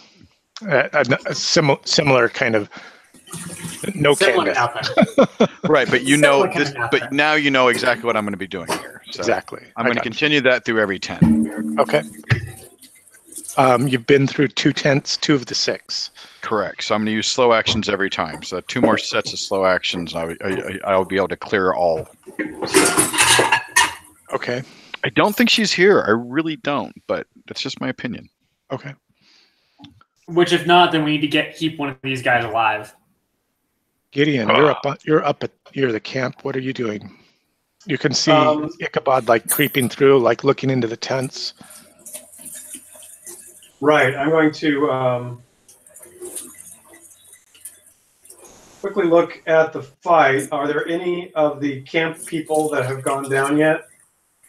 No, nobody's gone down yet. Okay. They're just all right. Then I will try to search another tent that's closest to me. Okay. And being that I'm more out in the open, I will use both actions to do so to be more sneaky. Okay. So you're gonna kind of creep into and try to keep your oblique approach going. Stay out of sight from the guys that are in the melee and search a tent.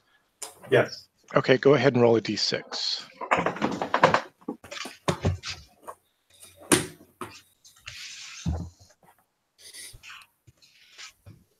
Three. 3.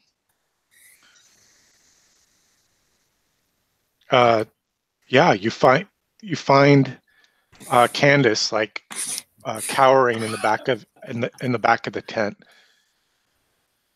But that was your second action that you found her on. So you know where she is. Yep. All right.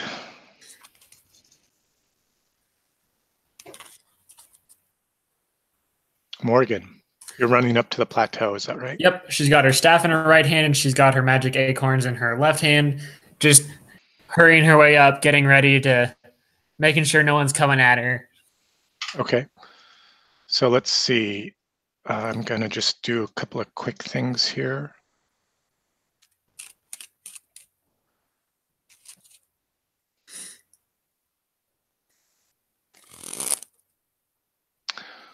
All right.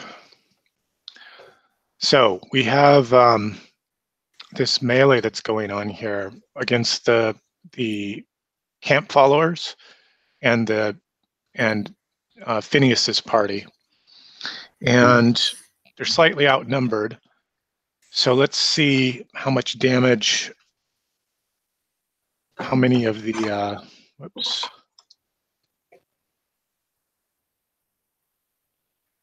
of the Phineas's party go down? Oh, 4 of them go down in this melee. How many do they take with them? I said, how many did they take with them? If there were 4 that went down, they better have done a good job.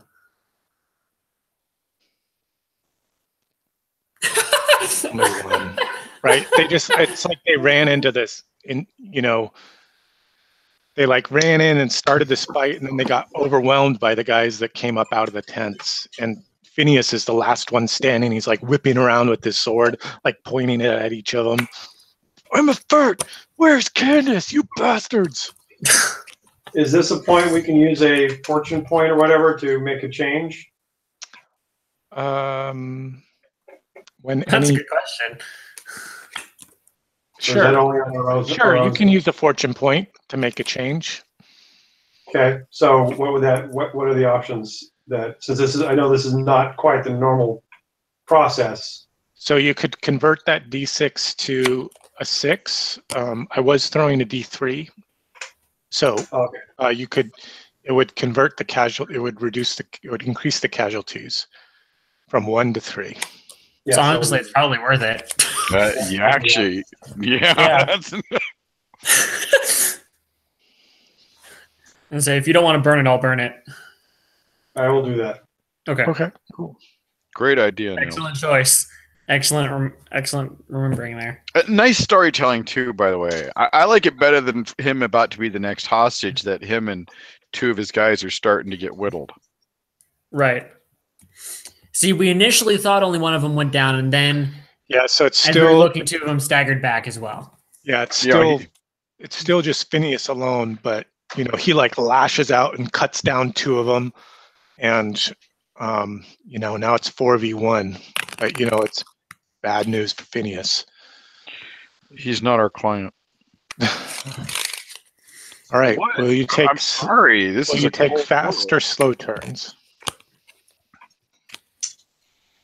Well, I already said I was. slow. I already said I was taking slow, and You guys have been stealthy inside the camp.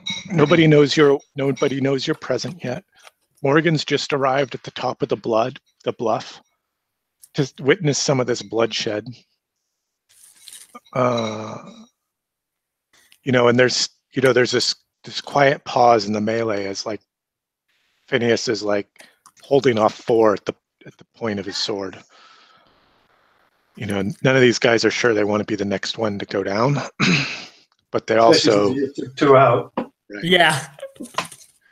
So I will do slow. Okay. Are we thinking we want to help Phineas, or just want to book it and get out of here and let him die?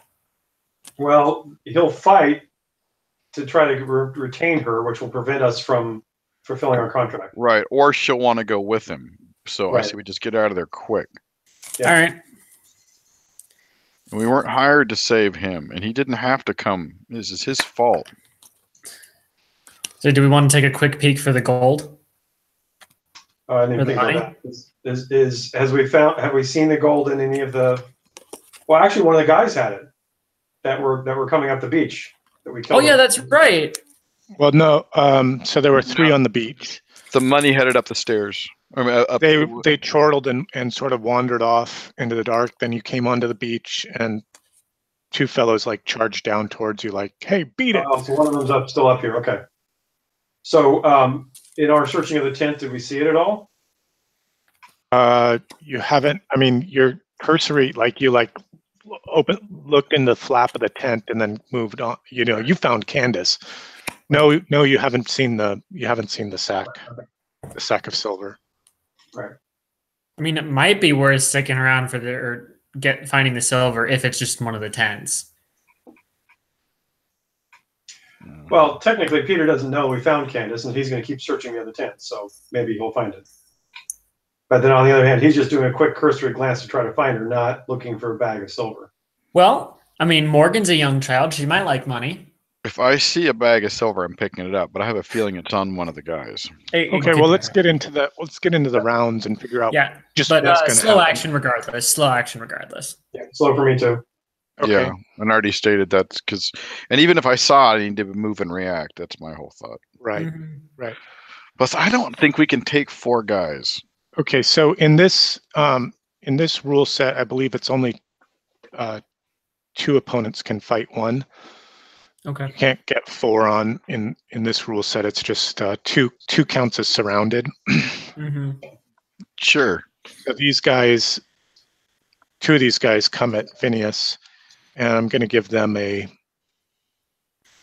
Let's see here. A Bane because they're afraid of the kid who's got training. No, I'm going to give them a boon because they're surrounding. surrounding him. I tried, Phineas. I tried. All right, you're on your own now. Sorry, bro. But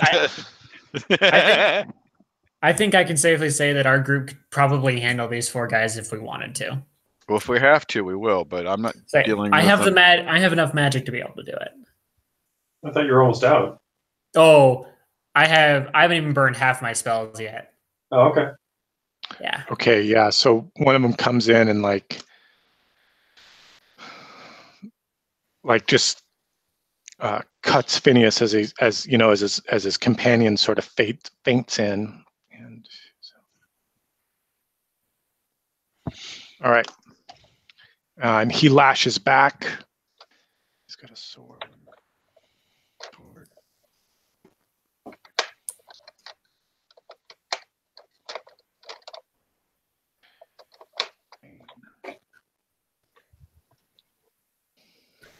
Because he's fighting two guys that got him surrounded. Yeah. But he's fighting in the name of love. Right. He's just like flailing around with his sword. He like barely knows how to use it. For love, ow. For love, ow. Goodness. All right, you guys are up. Nils, you're first. Or sorry, not Nils. Gideon, you're first. You like throw back the tent flap, and there's Candace in the back of the tent cowering. She turns and looks at you, and her eyes are just red, like glowing like hot embers. She's like, Phineas! Oh, and she starts crawling towards on all fours, and she's mostly naked. She looks ill-treated. Mm-hmm. That's a PG-13 way of putting it. I was going to say that's the... Yeah. Okay, now we have to kill all these guys. Yeah, so now we don't really have a choice. If Morgan sees this, she's just going to lay waste to these guys. All right, I say do it. So I will... She seems to be basically out of control. Well, not necessarily. I mean, she knows that her friend is there and has been calling for her, and she's just been cowering in fear, and then has now decided to make her move, I guess. Tell her Daddy sent us. Yeah, I'll say. Well, I don't know if that helps or not, but I'll say. We're here to rescue you. I also don't know that necessarily Phineas is dead, but I'll say Phineas is holding them off. Quickly, let's get you to the boat and away. Okay. We have to kill all these guys. I know, we don't really have a choice at this point. Make a will attack. Yeah, but I'm just trying to get her. Get her away. Oh yeah, definitely get her away from them to give us room. Yeah, I'm just trying to see if you can convince her to move with you. Yeah. Oh, jeez. It was almost a 1, but that's actually a success. Her will is only 8. Well, that might explain a few things. So Poor she's like broken. She's sort of like kind of begrudgingly like crawls up into your arms almost, and like is willing to go with you. Okay. So it's your priestly vibe. Before you move away, make a perception check. Perception challenge.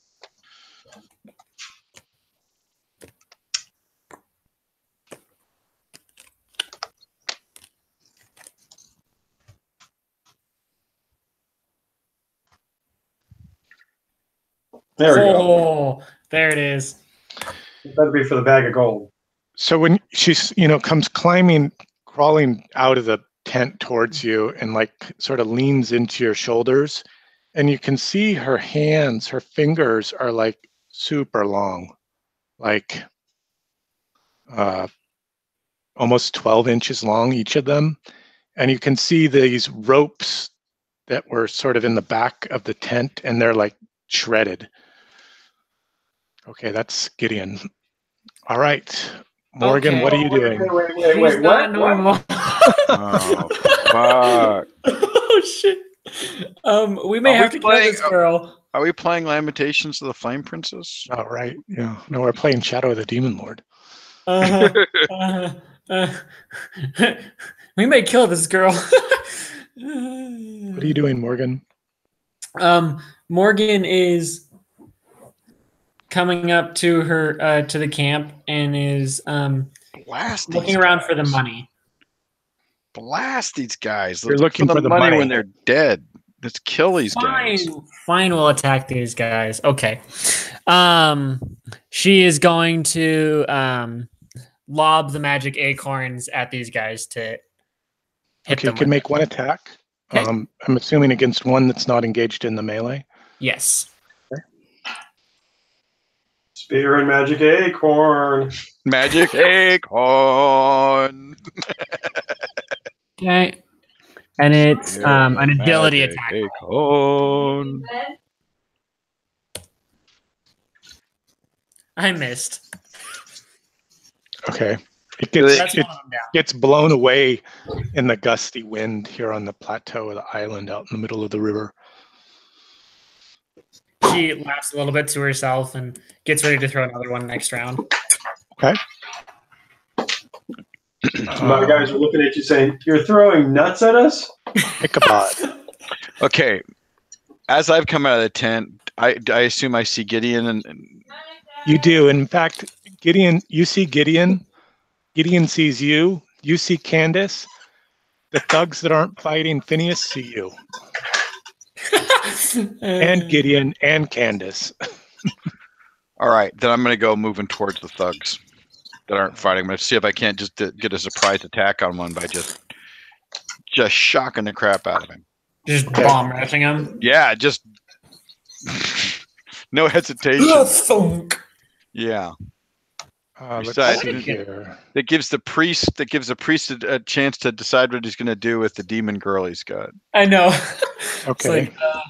It's And let's see. Granted, I've only got a dagger since I haven't seen any other weapons lying around. like Morgan was once possessed by a demon. She knows what demon possession looks like. Okay.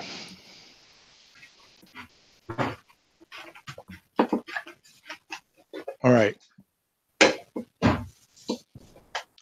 There are weapons around. Let's see. There are.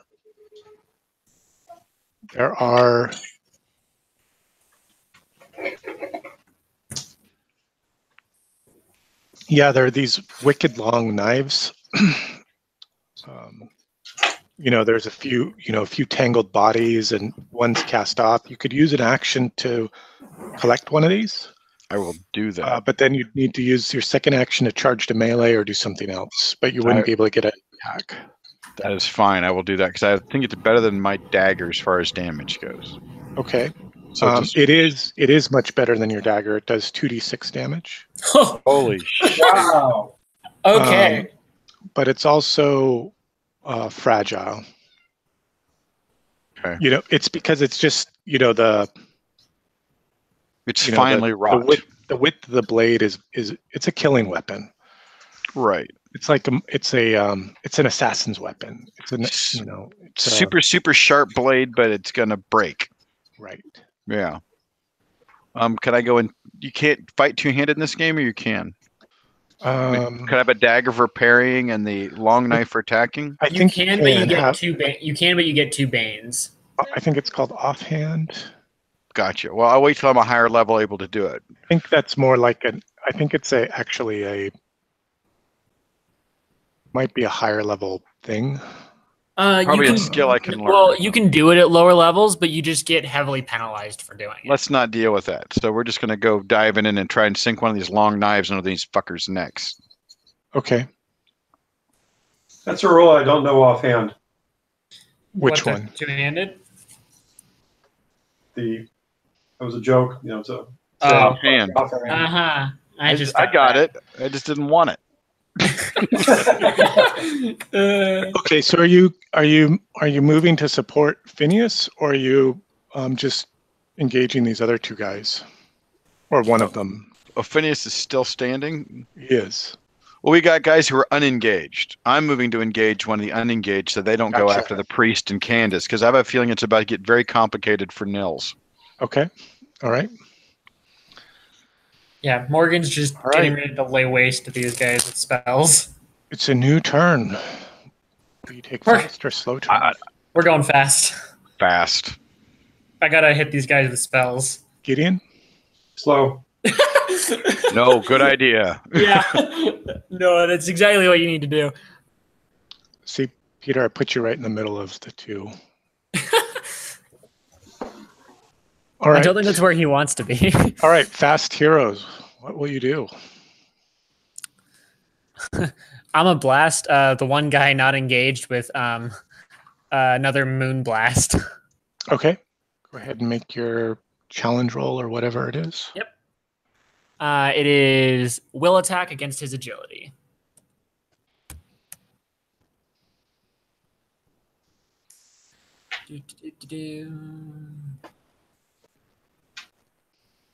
She raises her staff and points her palm at this guy and unleashes a blast.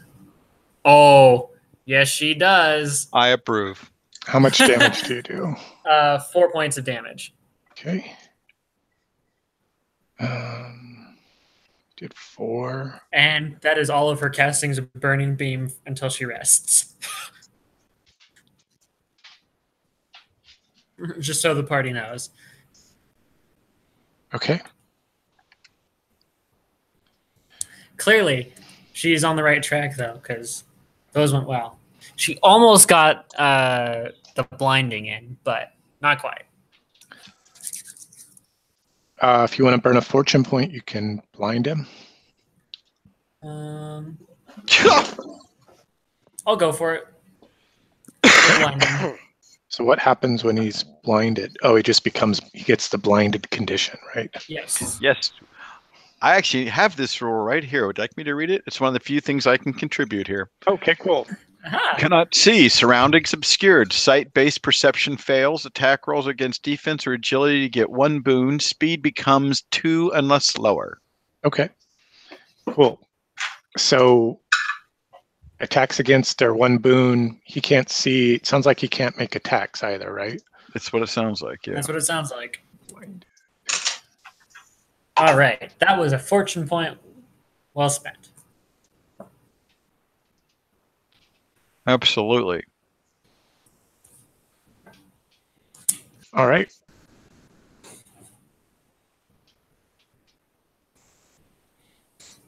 This time she got the angle just right at the last second. Who's next? I think that's Ichabod. Yeah. Yep. I'm coming in with a righteous fury for having a... I'm not quite sure. I'm not aware of the fact that she's possibly possessed by a demon or something horrifically otherworldly. I just know that these guys... Because she's standing there naked, and I assume these guys gang raped her. So I am He's a little spouting pissed. out prayers from my...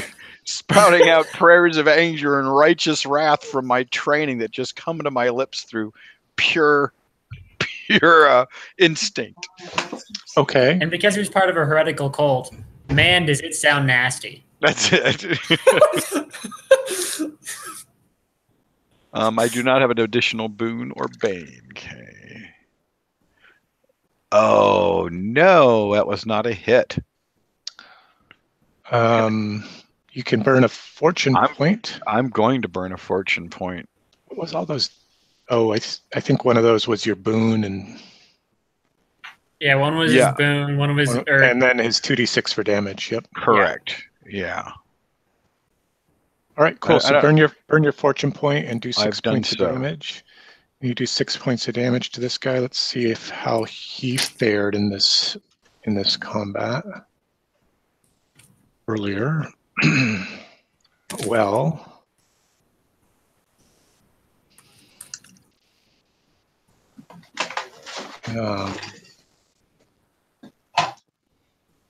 tell me that's the damage he's taken, not that what he has left. Right. That's his hit point total. So the 6 you did plus the 3 he already took is 9. So that's what you want. Let's see. So you did 6 to him? Yeah. Yeah. That's a killing blow. Show us what happens. Oh, nice. Just hit the throat. Just right. Cut, and suddenly with this deadly blade that you don't even hear it move through the air. And just blood, and I'm spinning around to the next guy. All right. It goes in, your hand just goes all the way through. Make a... Let's see, what would be the right thing to do here?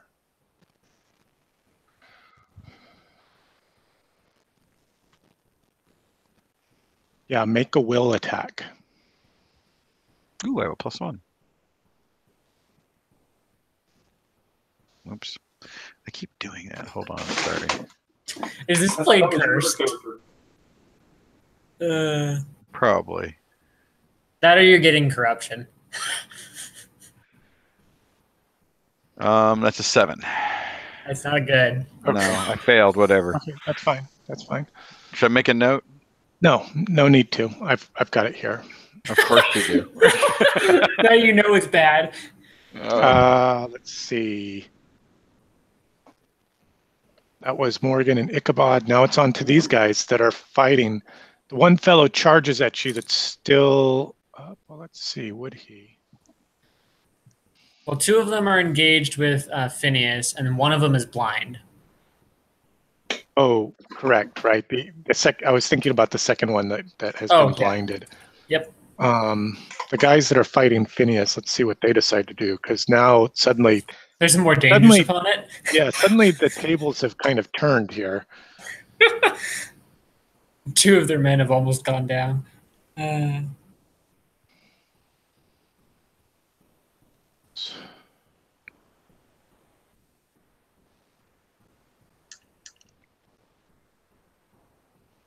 No, they're in it. They're going to take this fret down. Okay, Well, so I they mean, make he's a redhead. they take their 2 attacks. I hope they don't, because I have a feeling she's going to explode in an apocalyptic rage. I think he's the only one who's going to be able to calm her down. Oh, nice. Excellent. That's what I want to see. Like a miss. Yeah, And then- definitely want to see that.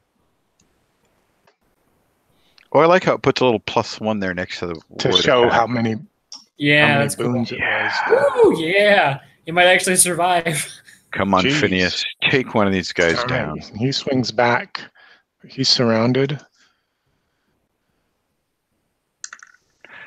But he's in Oh, love with a demon girl. he's Oh. And you know what they say about crazy.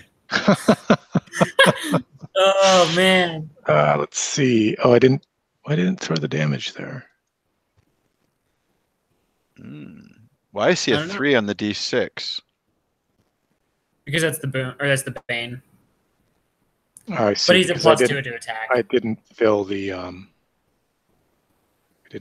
thing.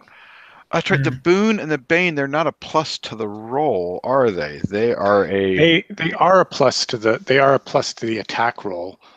Oh, that didn't work either. What's going on here? Crude sword, strength.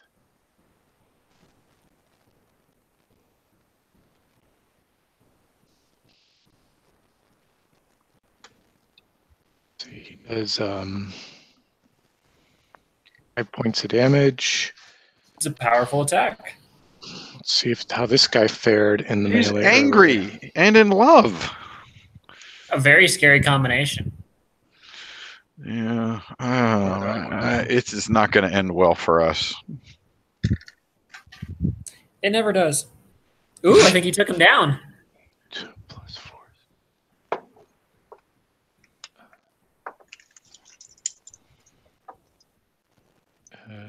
All right, I he's mean, I don't still know what up. the actual math is, but He's yeah. still up. All right. But he's not happy. It's I bet nils. not. All right. Gideon. Okay, I will try to, as best as possible, move both my actions, use both my actions to move and usher Candace back down. Demon lady. Okay, so you're trying to usher her down to the boats?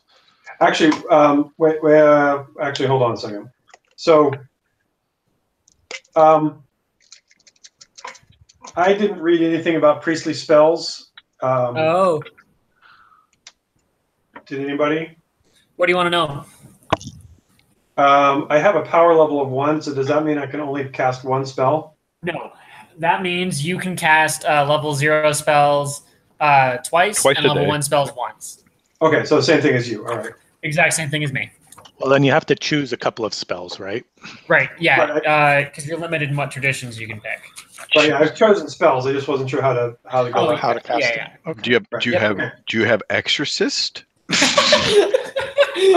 Well, Say- yes, kind of.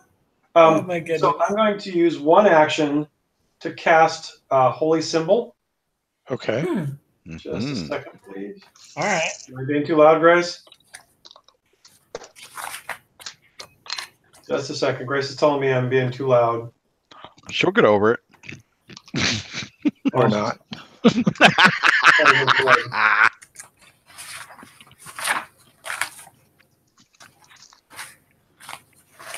Okay. So what's going to happen here is,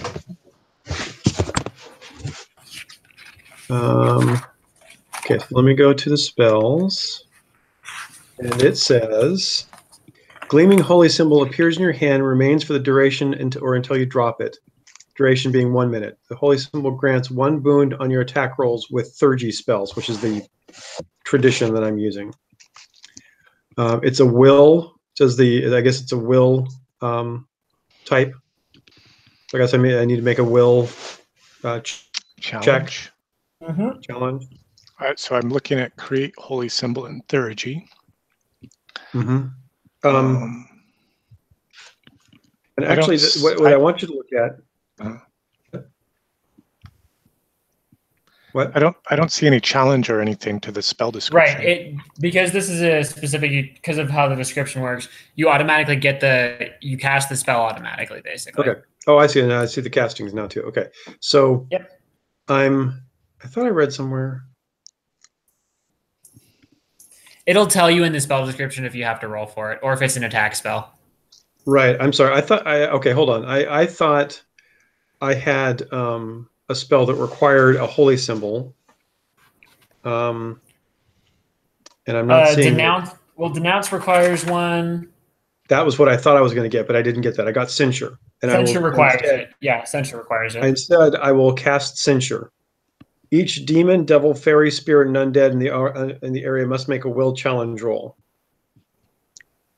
So I'm basically, with this kind of weird looking girl, I'm trying to do something that will. So you're trying to censor this girl. I understand. So you're calling forth your holy symbol. Now I'm not sure if you can cast 2 spells in a round, but I'll give it to you until we. No. I'm not casting holy symbol. I'm going to cast censure instead. I was misreading the spells. Okay. What do you present as the portion of censure? You present your holy symbol, a bit of scripture, or some physical representation of your faith. Okay, I'm sorry. The symbol around your neck. You just hold up the cross or whatever it is you wear around your neck. Sure, I'm just wondering what that is. Yeah, it's cool. Right. I'm sorry. That was, I guess I didn't get that piece of the description. So yeah, that actually was my question. Do I have to actually have the holy symbol spell cast to cast a censure, or do I have to just have my regular holy symbol? Correct. Regular holy symbol works in this case. Could be scripture, or it could be some other physical representation of your faith, like the missing finger or whatever the heck it is. Yeah, I was just going to say a finger bone of a saint. Yeah. What is it? What is the holy symbol of your new God faith? Well, wasn't it the missing finger? Yeah, the sacred finger. Yeah, just flip him off. Yeah, so I'll present the missing finger. All right. And cast my censure spell. All right. And then it needs to make a will challenge roll. Mm-hmm. Right. Assuming that the person is of one of these classes, these type of things. Assuming that. Yeah. Pardon me. Yes, she will make a will challenge roll. Well, that's all I wanted to know. And she does. We got the information you wanted. She hisses and jumps back from you, and like her hands come out, and they're like these long, knife-like claws. On each finger is like almost 12 inches long, and she slashes at you. I recommend yelling for Morgan. Okay, this is the. All of a sudden, I have a picture of Army of Darkness when. Yes, exactly. You said you'd love me forever. That was pillow talk, baby. No. One of your words of love last night. That was pillow talk, baby. You said you'd love me forever. Oh, wait, you got let me- ugly quick. Let me just do the. Oh, it doesn't matter. Let's see. What's your defense? 11, I think. Yes, she hits. Ow. Let's make sure. And she does. Nils, don't let her hit you.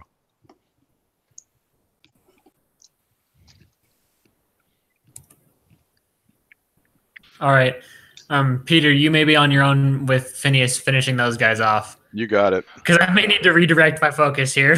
You redirect your focus, and I'll kill these guys and look for gold. She does. All right. She does 7 to you, Gideon. Oh. So, tracking hit points is health. Is that right? Yep. So Okay. I think it's No, in it's the damage. center. It's damage. I think it's in the center of the Damage. character. Right, but what I mean is the points we're kind of going against is health. I see Matt. Correct. Right. Correct. So So- basically, if you reach your health, then you start getting unconscious or incapacitated and whatnot. Okay. Right. Health is 16, so I'm doing. Oh, that's right, and I had another 3 from before, so I'm at Should be 10 at out of 10, 16. I So I'm guess. doing Okay. okay. Okay. So let me just take a pause here at the end of the round. This is pretty epic and awesome as sort of the climax of this adventure. But we could stop now, or we could wrap it up to play through to conclusion. I think we finish it. I'm fine finishing it. I mean, I don't I have hate to say anything it at this super point. important tomorrow. Well, I'm up at 5:30, but Me too. But another 20 minutes isn't going to make a difference. Okay, let's Yeah. see if we can't gut it out. yep. It's a new I'm round. hoping we can find a rope to wrap this girl up with. She shredded the other ones. Good point. Yeah, I don't think that's gonna be what we're gonna Look- need. Look for chains. All right. Okay, so what turns will you take, gentlemen? Oh, I need a Okay, new actually, marker. I still had a short action because that was my first short action. Oh, sorry. That was one action, right? And casting your spell. What's the second thing that you do as she leaps back and slashes out of you out of sequence? I move away. Okay, so you Disengage. disengage. All right, I'll give you that, but she like cuts you as you get away. So Right. you've broken the distance. You're no longer in melee. Mhm. All right, I need a die for Candace. What actions will you take, gentlemen? Fast. I'm going to go slow this time because I got a blind opponent in front of me, and I got Phineas and his opponent in front of me.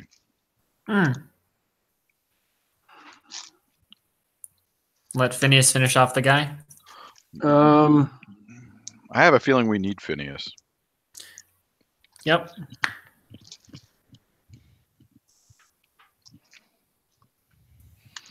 All right, so let's see here.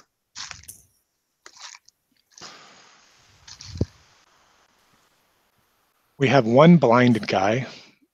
Peter killed Ichabod killed his opponent. So that took us down to 3. Phineas is still engaged with 1.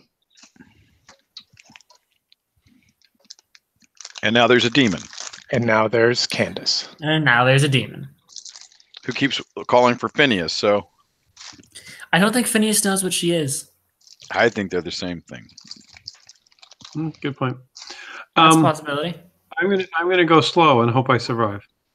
Yeah, I'm going to go slow and hope I survive. I like that. I'm Oh, going to go with the same thing. where you are. Okay.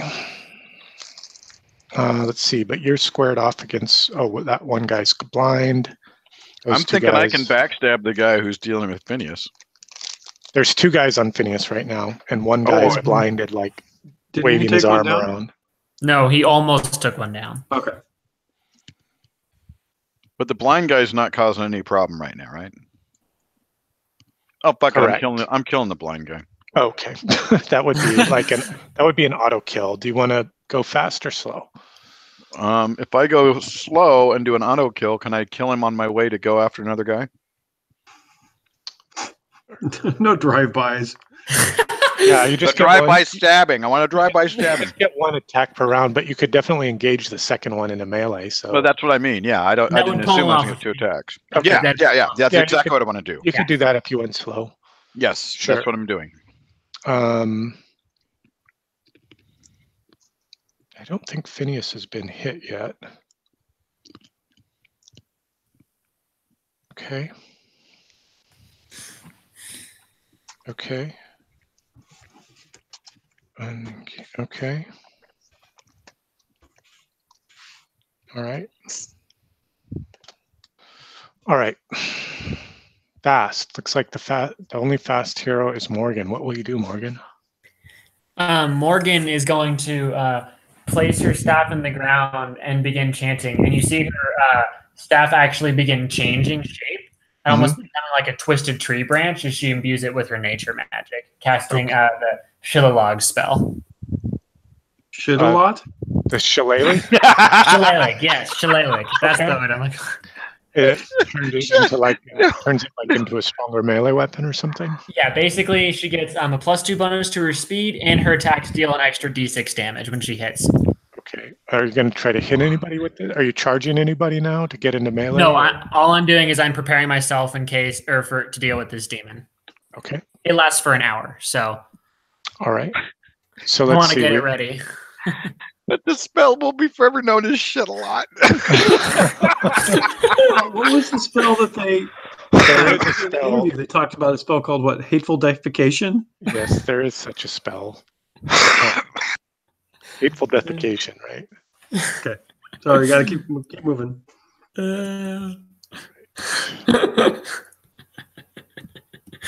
But yeah, her fast action was to cast the spell. So All right, so these guys are just going at it versus Phineas.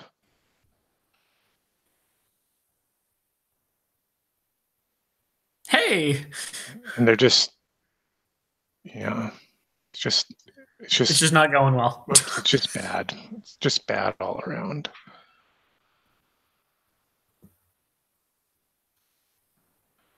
But there's a hit. And that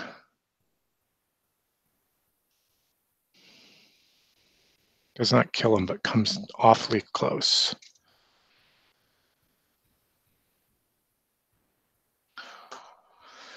All right.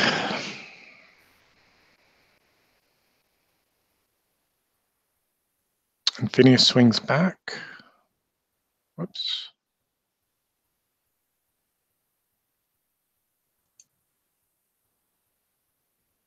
Oh, Seems to work. It does 3.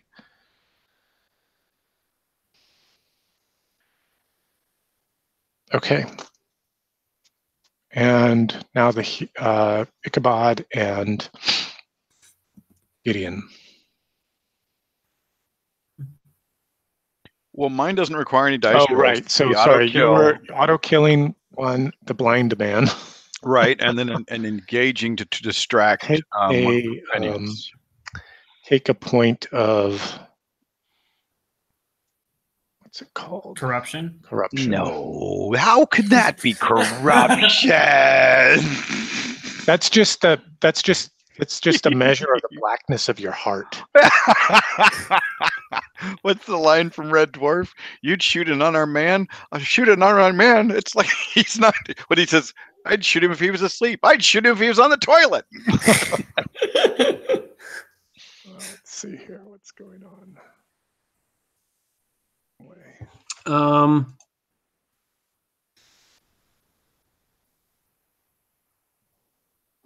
What do you got, So, Gideon? yeah, and so, what was the demon girl doing? She's fast. She Right. runs. Okay. She turns and runs. Like she looks at what's going on and she's gone. So I'm going to run after her, but Okay. more just to keep an eye on her, not to catch up with her. So I'm hoping that this is like a fit that she's in, that after a while she'll calm down and we'll still Okay. be able to return her. Okay, so Although, you've got 2 actions. You can use both your actions and catch right up to her. no, I don't want to get that close to her. I just want to Okay, keep you just want to keep pace follow with her. her Okay. so that I can, track where she goes.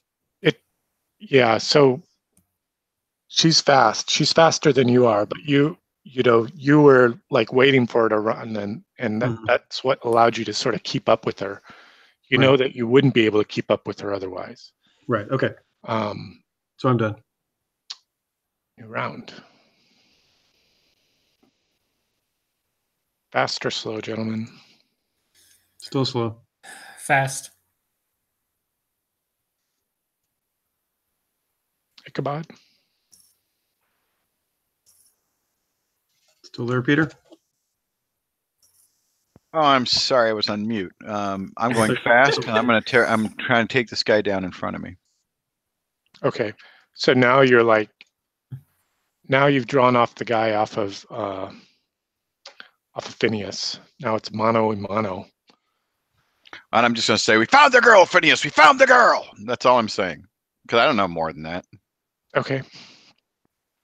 And Morgan. Morgan is fast. And Gideon, you slow? Slow, yes. Actually, sorry, Morgan will go slow as well. I just remembered what I wanted to do. All right, so Candace just bolts into the night. She is like gone. Like she put her head down and she just starts sprinting, her arms like pumping like crazy, and she's gone into the night. All right. Now the melee. Oh, sorry, that should have been Ichabod first before I went into what the creatures did. That's fine. It was separate from what's going on in the melee anyway. Yeah, that's true. All right, this is for raping the girl, you bastards. Oh, yeah. Oof. Right between 2 ribs. 2 jabs. Yep. This thing moves like there's nothing there. Yeah. Not even skin, muscle, bone. This thing is nasty. All right. And that leaves the 1 versus Phineas, and Phineas versus the 1. With my second action, I'm going to move in to support him. Okay. I can't do another attack, but just basically try to distract this guy, or now he counts as surrounded when Phineas is attacking him. Whatever the. Right. Okay. Right. That's true. So that gives Phineas a boon. Yes. There you go. Now you know my plan. Mm-hmm. It's a good one. I'm going to build a farm on Fiji.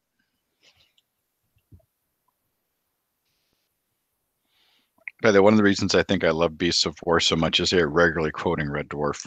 Oh, it's like they made the show for you. Exactly. Okay, so Phineas misses, and then the guy with the long knife Misses. We're going to find out. Oh, he missed. Yeah. All right. Slow movers. Well, since it seems like there's nothing, since she's gone, I'll come back to the camp, which will probably take both my actions since I ran away. You could try to use both your actions and try to keep sight of her. I thought she was gone. She's gone into the night, but you know which direction she went, and if you ran as fast and as hard as you could, you might be able to catch sight of her. Okay, I'll do that. All right. Morgan, what are you doing? Morgan is running after Gideon. Okay. But what she's going to do is, because I assume it's pretty dark. It is. It's very well. It's moonlit, but it's also it's rocky and craggy up here now Yeah. where Candace is running off into. So she is going to, because she's doing it slow, she's going to do one of her actions with going to be to cast a light spell. She's going to take her left hand and touch the tip of her magically enhanced staff right now. So it's now glowing, and it creates a 5-yard radius of light for an hour. Okay.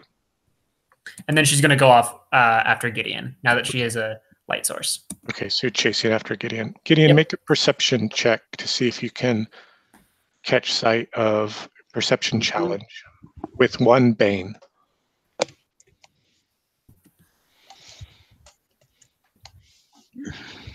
Where am I? Oh, here we go. Not my favorite Batman villain. There we go. Oh, nice.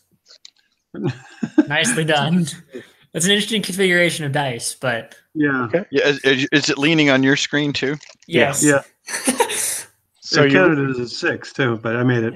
Yep, you did. You made it even with the Bane. So yes, there she is. Dashing through these rocks and clambering over a boulder.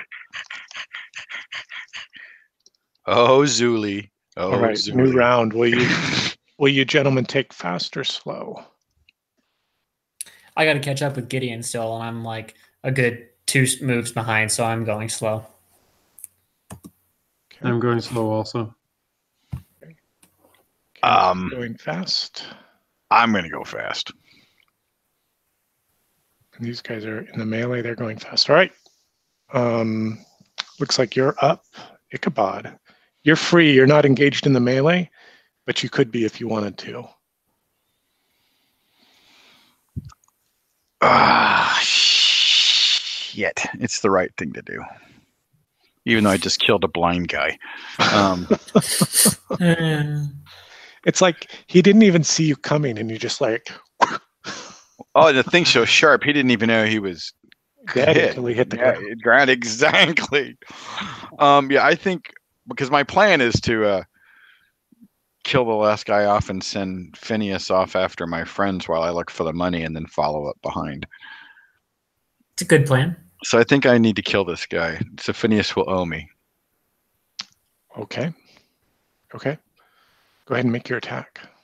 Is there an extra you boon? You do get a boon.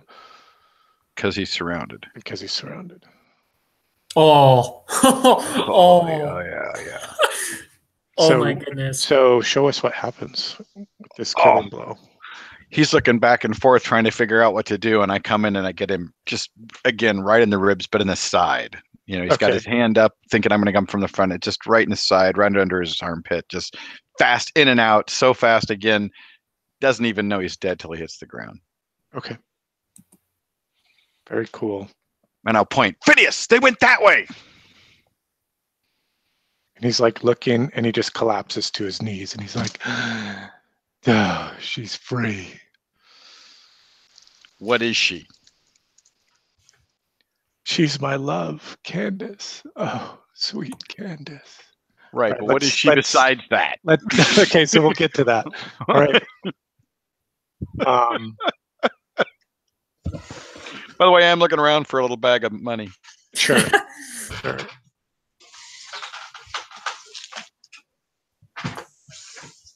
Candace keeps running more, but you've got a pretty good sense of the direction she's traveling. You're up, Morgan. You're up, Gideon.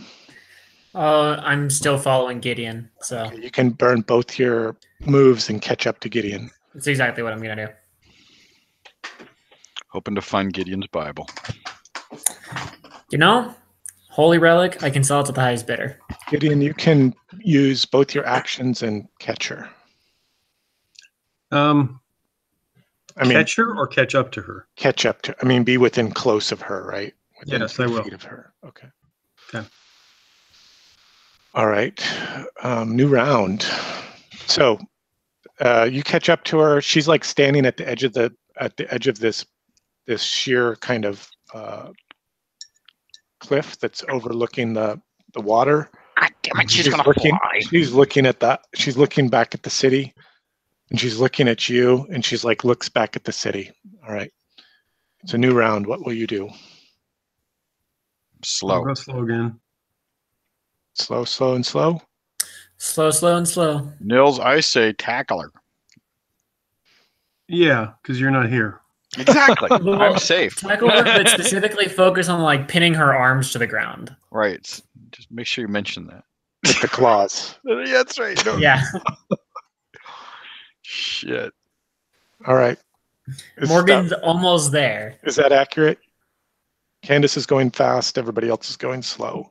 I think so. Mm-hmm.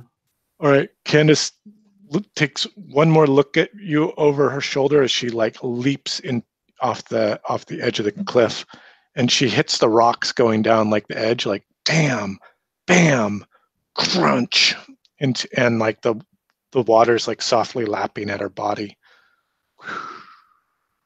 And then there's this like squirming, there's like this writhing, and the back of her the skin along her spine like splits, and like this black thing crawls up and out of her. And it's got this huge horn coming out the back of its head, and it like just slips into the water. Like, and you like see this like, you know, like this wake as it like sort of disappears into the night under the moonlight as it's swimming for the city. So we can go get her skin and return it. Yeah, sure. We probably should. I think we should just say that the guys killed her as Phineas's mob came running up and alerted them. There wasn't anything we could do about it, but we did kill the entire gang. It wasn't my fault she died. Yeah, well, Phineas can say that, but Dad'll never believe him over us. Doesn't matter. She's free. Oh, she's finally free. Oh, and he starts running, and he's like just starts, you know, he's like kind of staggering down towards the beach, towards the boat, sort of kind of dragging the sword in the rocky. Oh no, beach. I like to think I've disarmed him. Okay, sure. So, and it like rattles and drops into and he's just like sort of dazed, walking back towards the boat. Mm-hmm. Well, now I have a sword and a long knife. You have a crude sword and a long knife. Yes. Looking around for a bag of money and waiting for my friends to return. You do find the money on the body of the blinded man that you Nice. killed that you dispatched of ruthlessly, efficiently, mercilessly. We all have words for these things. It was a mercy. Tomato. It was a mercy killing. Exactly. Right. All right. And yeah, and the scene fades to black as the three of you are sort of collecting around in the camp, you know, recovering the treasure, and Phineas wandering off towards the boats. Great job, guys. What a fun session. Yeah, it was a lot of fun. Very much so. So things to do before next week would be level your characters, both of them. Okay. Just kind of follow the same procedure. If you have questions about how that works, just email me and we can work through it together via email. Okay. Does that work for you guys? Because it's so late. I mean, yeah, that's fine. That's good. I might save any die rolls until next week. there shouldn't be any through your leveling, but if there right. are, you can. There are no hit point things, are there? No, none of that. You know, it's just sort of like progressive choices, right, to your character that start to shape your character mechanically, as well as with some sort of backstory and stuff. Think too about what your other characters might have been doing, especially if you plan to run them in the next session. I have ideas. Your secondary characters are sort of backups.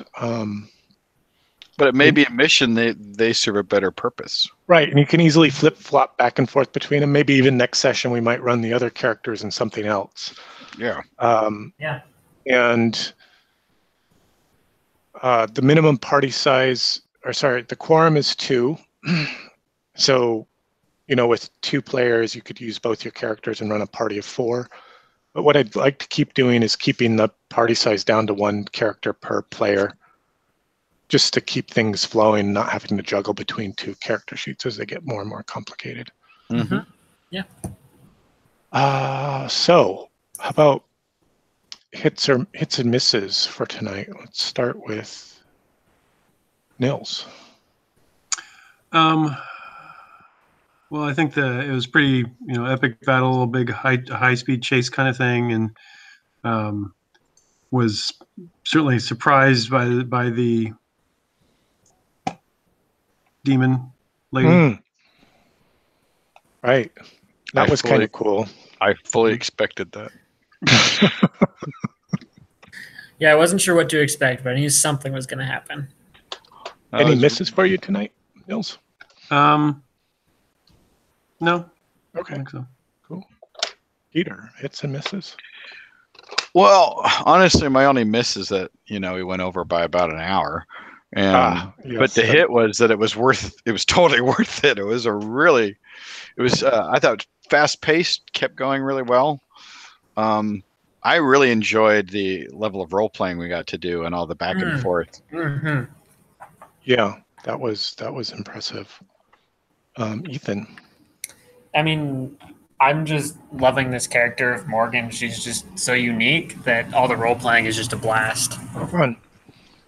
Yeah, so for me, I think I'd have to agree with Peter. With the miss would be the length of the session. Mm-hmm. Getting the adventure down to be like this, like quick, succinct 3-hour thing would be great. But I think it's just going to take a little bit of practice. Mm-hmm. And then, as a hit, I really liked my mind's eye visual of the rocky beach. And you guys coming up out of the darkness, and then the second boat showing up, and like this weirdness happening where the Phineas's men just running up past you. Why Ichabod is like creeping around in the shadows. I thought that was super cool. Mm-hmm. And I saw the whole thing in black and white. Yeah, me too. Nice. It was very film noirish. All right, guys. Well, that was a fun session. Thanks for that. Yeah, looking forward to next Thursday. Me too. Mm-hmm. I can't wait. And level 2. Right. I can't. I know. Email me with some of the details or the choices that you're making for your characters. I'd like to see. Yeah, I'll look at the rule book tomorrow morning. Okay. Because I have it on the computer. I mean, it's just a pain in the ass to do. I know. I put, like I said, I was trying to use my tablet to read it, and then I put it as I downloaded a copy to my computer, and now I'm just like, I just want to get the damn book. Yeah. But maybe that's what happens with like these bundles of holdings, right? Get the ebook, and then you're like, well, that's cool. I guess I need the real book now. But I Is think it it's Amazon? perfectly reasonable. Mm-hmm. Yeah, I want to say it was either Amazon or Drive-Thru RPG that had it on sale for 60 to 80% off over the weekend. Wow. That's Yeah, it really was like $15. That's nice. Did you get a sorry, I copy? missed that. I almost got it, and then I remembered that I printed out the entire book anyway. So Oh, so you're fine. I got it. yeah. Darn. All right, guys, take it easy.